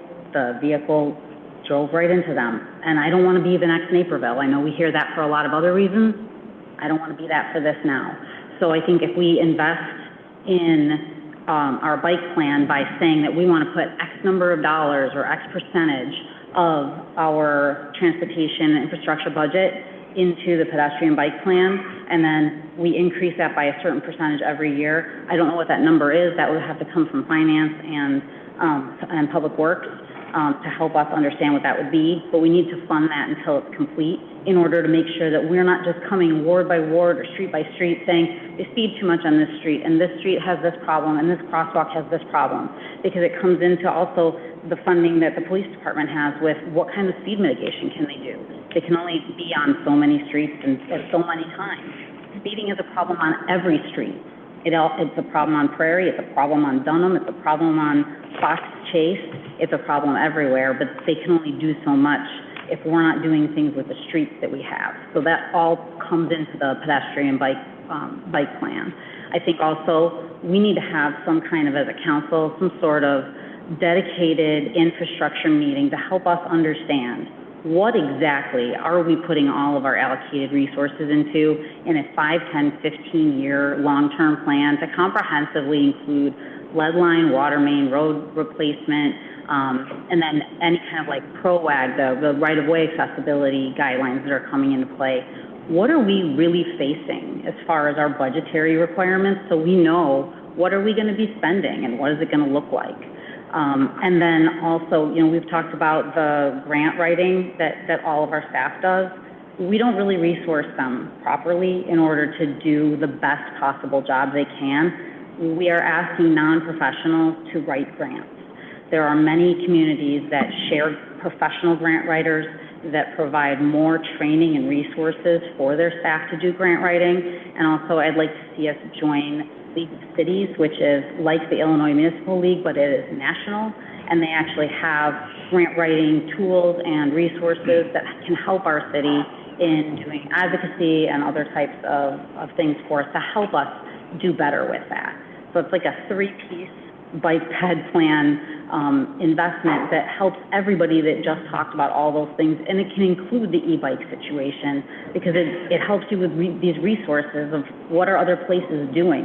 We shouldn't be reinventing the wheel and starting these things from scratch and having people create these things as if we're the first community to ever have these problems. So that's the first thing that I want to bring up. The second is housing. So I think that if you took a look at the community development report that talked about the retention with the businesses, one of the things that they brought up in there was that they need more workers. And we don't have a lot of housing for people under certain income. We have to have more diversity in our housing stock. It allows a way for people who work in our community to live there. It allows a place for older residents to remain in our community when their incomes are diminished or fixed. And it allows young people to come back to the community who grew up here and want to raise their families. It's huge for continuity and stability and diversity of our community, and I think that's what we're trying to build here in St. Charles. And while we did have that recent annexation request, which we have since denied, among other challenges, it provided neither attainable housing or continuity to our community. And as prior strategic and comprehensive plans called for, we should be focusing on infill to always do that before annexation, because that really helps with the fiscal health of the city. So I'd like to see us as a council establish some mechanism through using community development and economic development to establish some kind of mechanism for a more effective allocation and distribution of the Housing Commission funds, so that we can have a better way of realizing true affordable housing as infill, and not just inequitably segregated from other portions of our community. This can be in the form of missing middle housing or a variety of other creative methods that the city can employ. So that's the second one. And I have one more, and I promise that I'm done after that.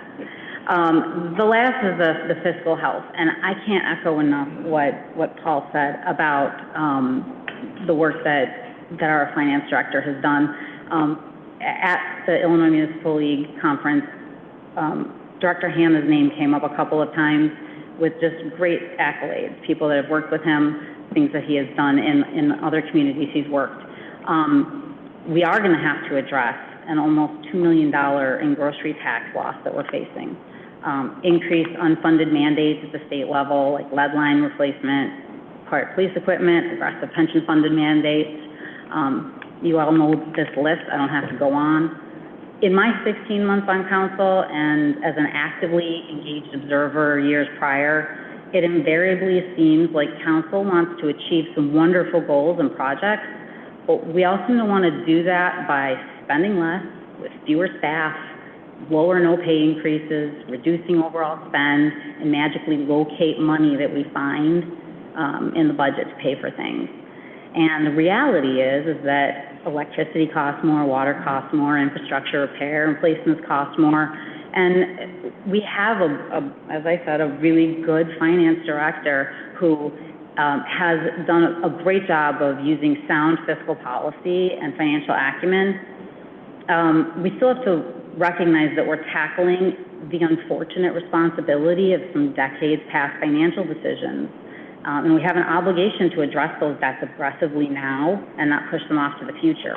So what this means is that when we're confronted with the realities and actual fact-based requests of utility rate increases or things of that nature, we are obligated to pass those and not saddle our future residents with compounded interest payments on what might sound to be generous and frugal by saying we're going to cut that and not pass that on to the resident, because we are passing it on, maybe not to today's resident, but we're going to pass it on to them maybe next year or maybe in the form of other interest payments. And I think that it's important for us to remember as a council, we didn't sign up to always deliver the news that's desired, but like a parent, sometimes unwelcome but required news. And I want us to be brave. I think that's what I'm asking in this with the fiscal health, that if we're being asked that we have to pay for something, we need to help explain that to our residents in an honest way and not say things to them that we're going to make sure that we don't raise your taxes because we just want to say that. We have to help them understand that maybe not raising your taxes today on something or raising a rate on something today, it actually raises your fees on other things. It raises things in other places. So I want to be honest with our residents and help them understand those things. And that's what my ask is there. So, Thank you. Ryan? I can't believe I have to follow that. So I'll make it very short and sweet. I think 3+ years of sitting through these meetings, we're getting to know each other better, staff, council, and that dynamic, and I'm incredibly appreciative. This is the first time in 3+ years as I'm going along, I felt like, hey, I'm a little bit more ahead of the curve and knowing and seeing how a lot of this is, the world that you guys are living in. So my ask or initiative for council moving forward is making sure that the 10 of us, including the mayor, are more part of that collaboration. You hear, whether it's finance, whether it's economic development, community development, there's issues, there's things that you guys are facing and working on that play directly into the lives of, the roles that we're filling and how we're trying to work with residents, and being more a part of the process earlier on, so that, hey, we're on the same team, the same sheet of music earlier. We may not all look at it the exact same way, we may not have the exact desired outcome, but you know what, tackling, like, I heard a window today about Charlestown Mall and where we might be going. Like, we know the conversation piece that this opportunity's been for this community for 10 years, being a part of those conversations earlier. That would be my initiative. That's my ask, is that this council and the mayor's office feels like earlier on with these initiatives, we're a part of it. Thank you. Mark? First off, again, thank you guys for everything you guys do. You not just with the presentations tonight, but daily. I don't think you guys get enough credit on a day-to-day basis for everything you do. You put up with our phone calls, our requests, our asks. I know that's part of the job. I know that's not easy as well. So thank you guys. Selfishly, in Award 1 area, obviously the continued communication about Smithfield for us to give to our residents, where things stand with that. Obviously, we've had probably, and I don't want to speak around, probably the least amount of complaints. I have not had any, other than one time when I went to go pick up my daughter from her dance studio. That was one night all summer, which was excellent. But the continued communication ahead of things, if things are being put into place, great. With Fox Ridge reopening, also though, for school this year moving forward, our ward has become mainly a ward where the kids walk to school. So more of an increase in safety is something that's being brought up, like, and this might be more of the city working with the school district, like what's being done to make sure pathways are continued in a safe environment during the school year for those kids, because some are crossing major streets now to get to their schools, those types of things. From a city point of view, I just like hearing everybody's visions of what they want to see from the city moving forward, from all of us up here. I think sometimes we get too overly consumed in our wards at times, because obviously that's where our constituents are, who we represent, but just visions for the entire city, how we can make St. Charles just a better place overall. And I think anything that we can come to give to you that helps. But to echo Ryan, anything that you can give us ahead that gets us a little bit out in front for our residents is very much appreciated. But again, thank you guys for all you do. Ron? Thank you. First off, thanks for all the presentations, very informative. One thing I would like to do is that when we, as a city, purchase products or services, that we prioritize local businesses. Instead of going to these big online stores, I think it's important that we support the people that spend the money here, that live here. So I'd like to see us somehow have a policy, which I know I've discussed before, that we prioritize purchasing local for as much as we can within a reasonable price difference. To me, that's very important to support our local businesses. Thank you. Thank you. Does anyone have anything else? I just want a quick update on the video gaming. Is there any update on video gaming fees or anything like that? Or the push tax?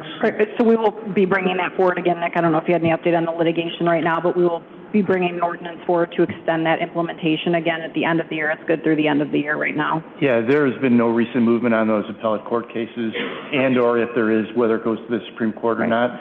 My guess is we'll be extending it one more time, unless the legislature gets their act together and does something, which I don't see. But we still have it preserved, but it is not yet implemented. We're not collecting it. We still have the right. We just have been kicking the date. Thank you. Okay. Okay, thank you, everyone. Do we have any public comment? I don't think so. I do not have anything except for a big thank you to staff for putting all the time and effort into this. A huge thank you to staff. You guys are terrific.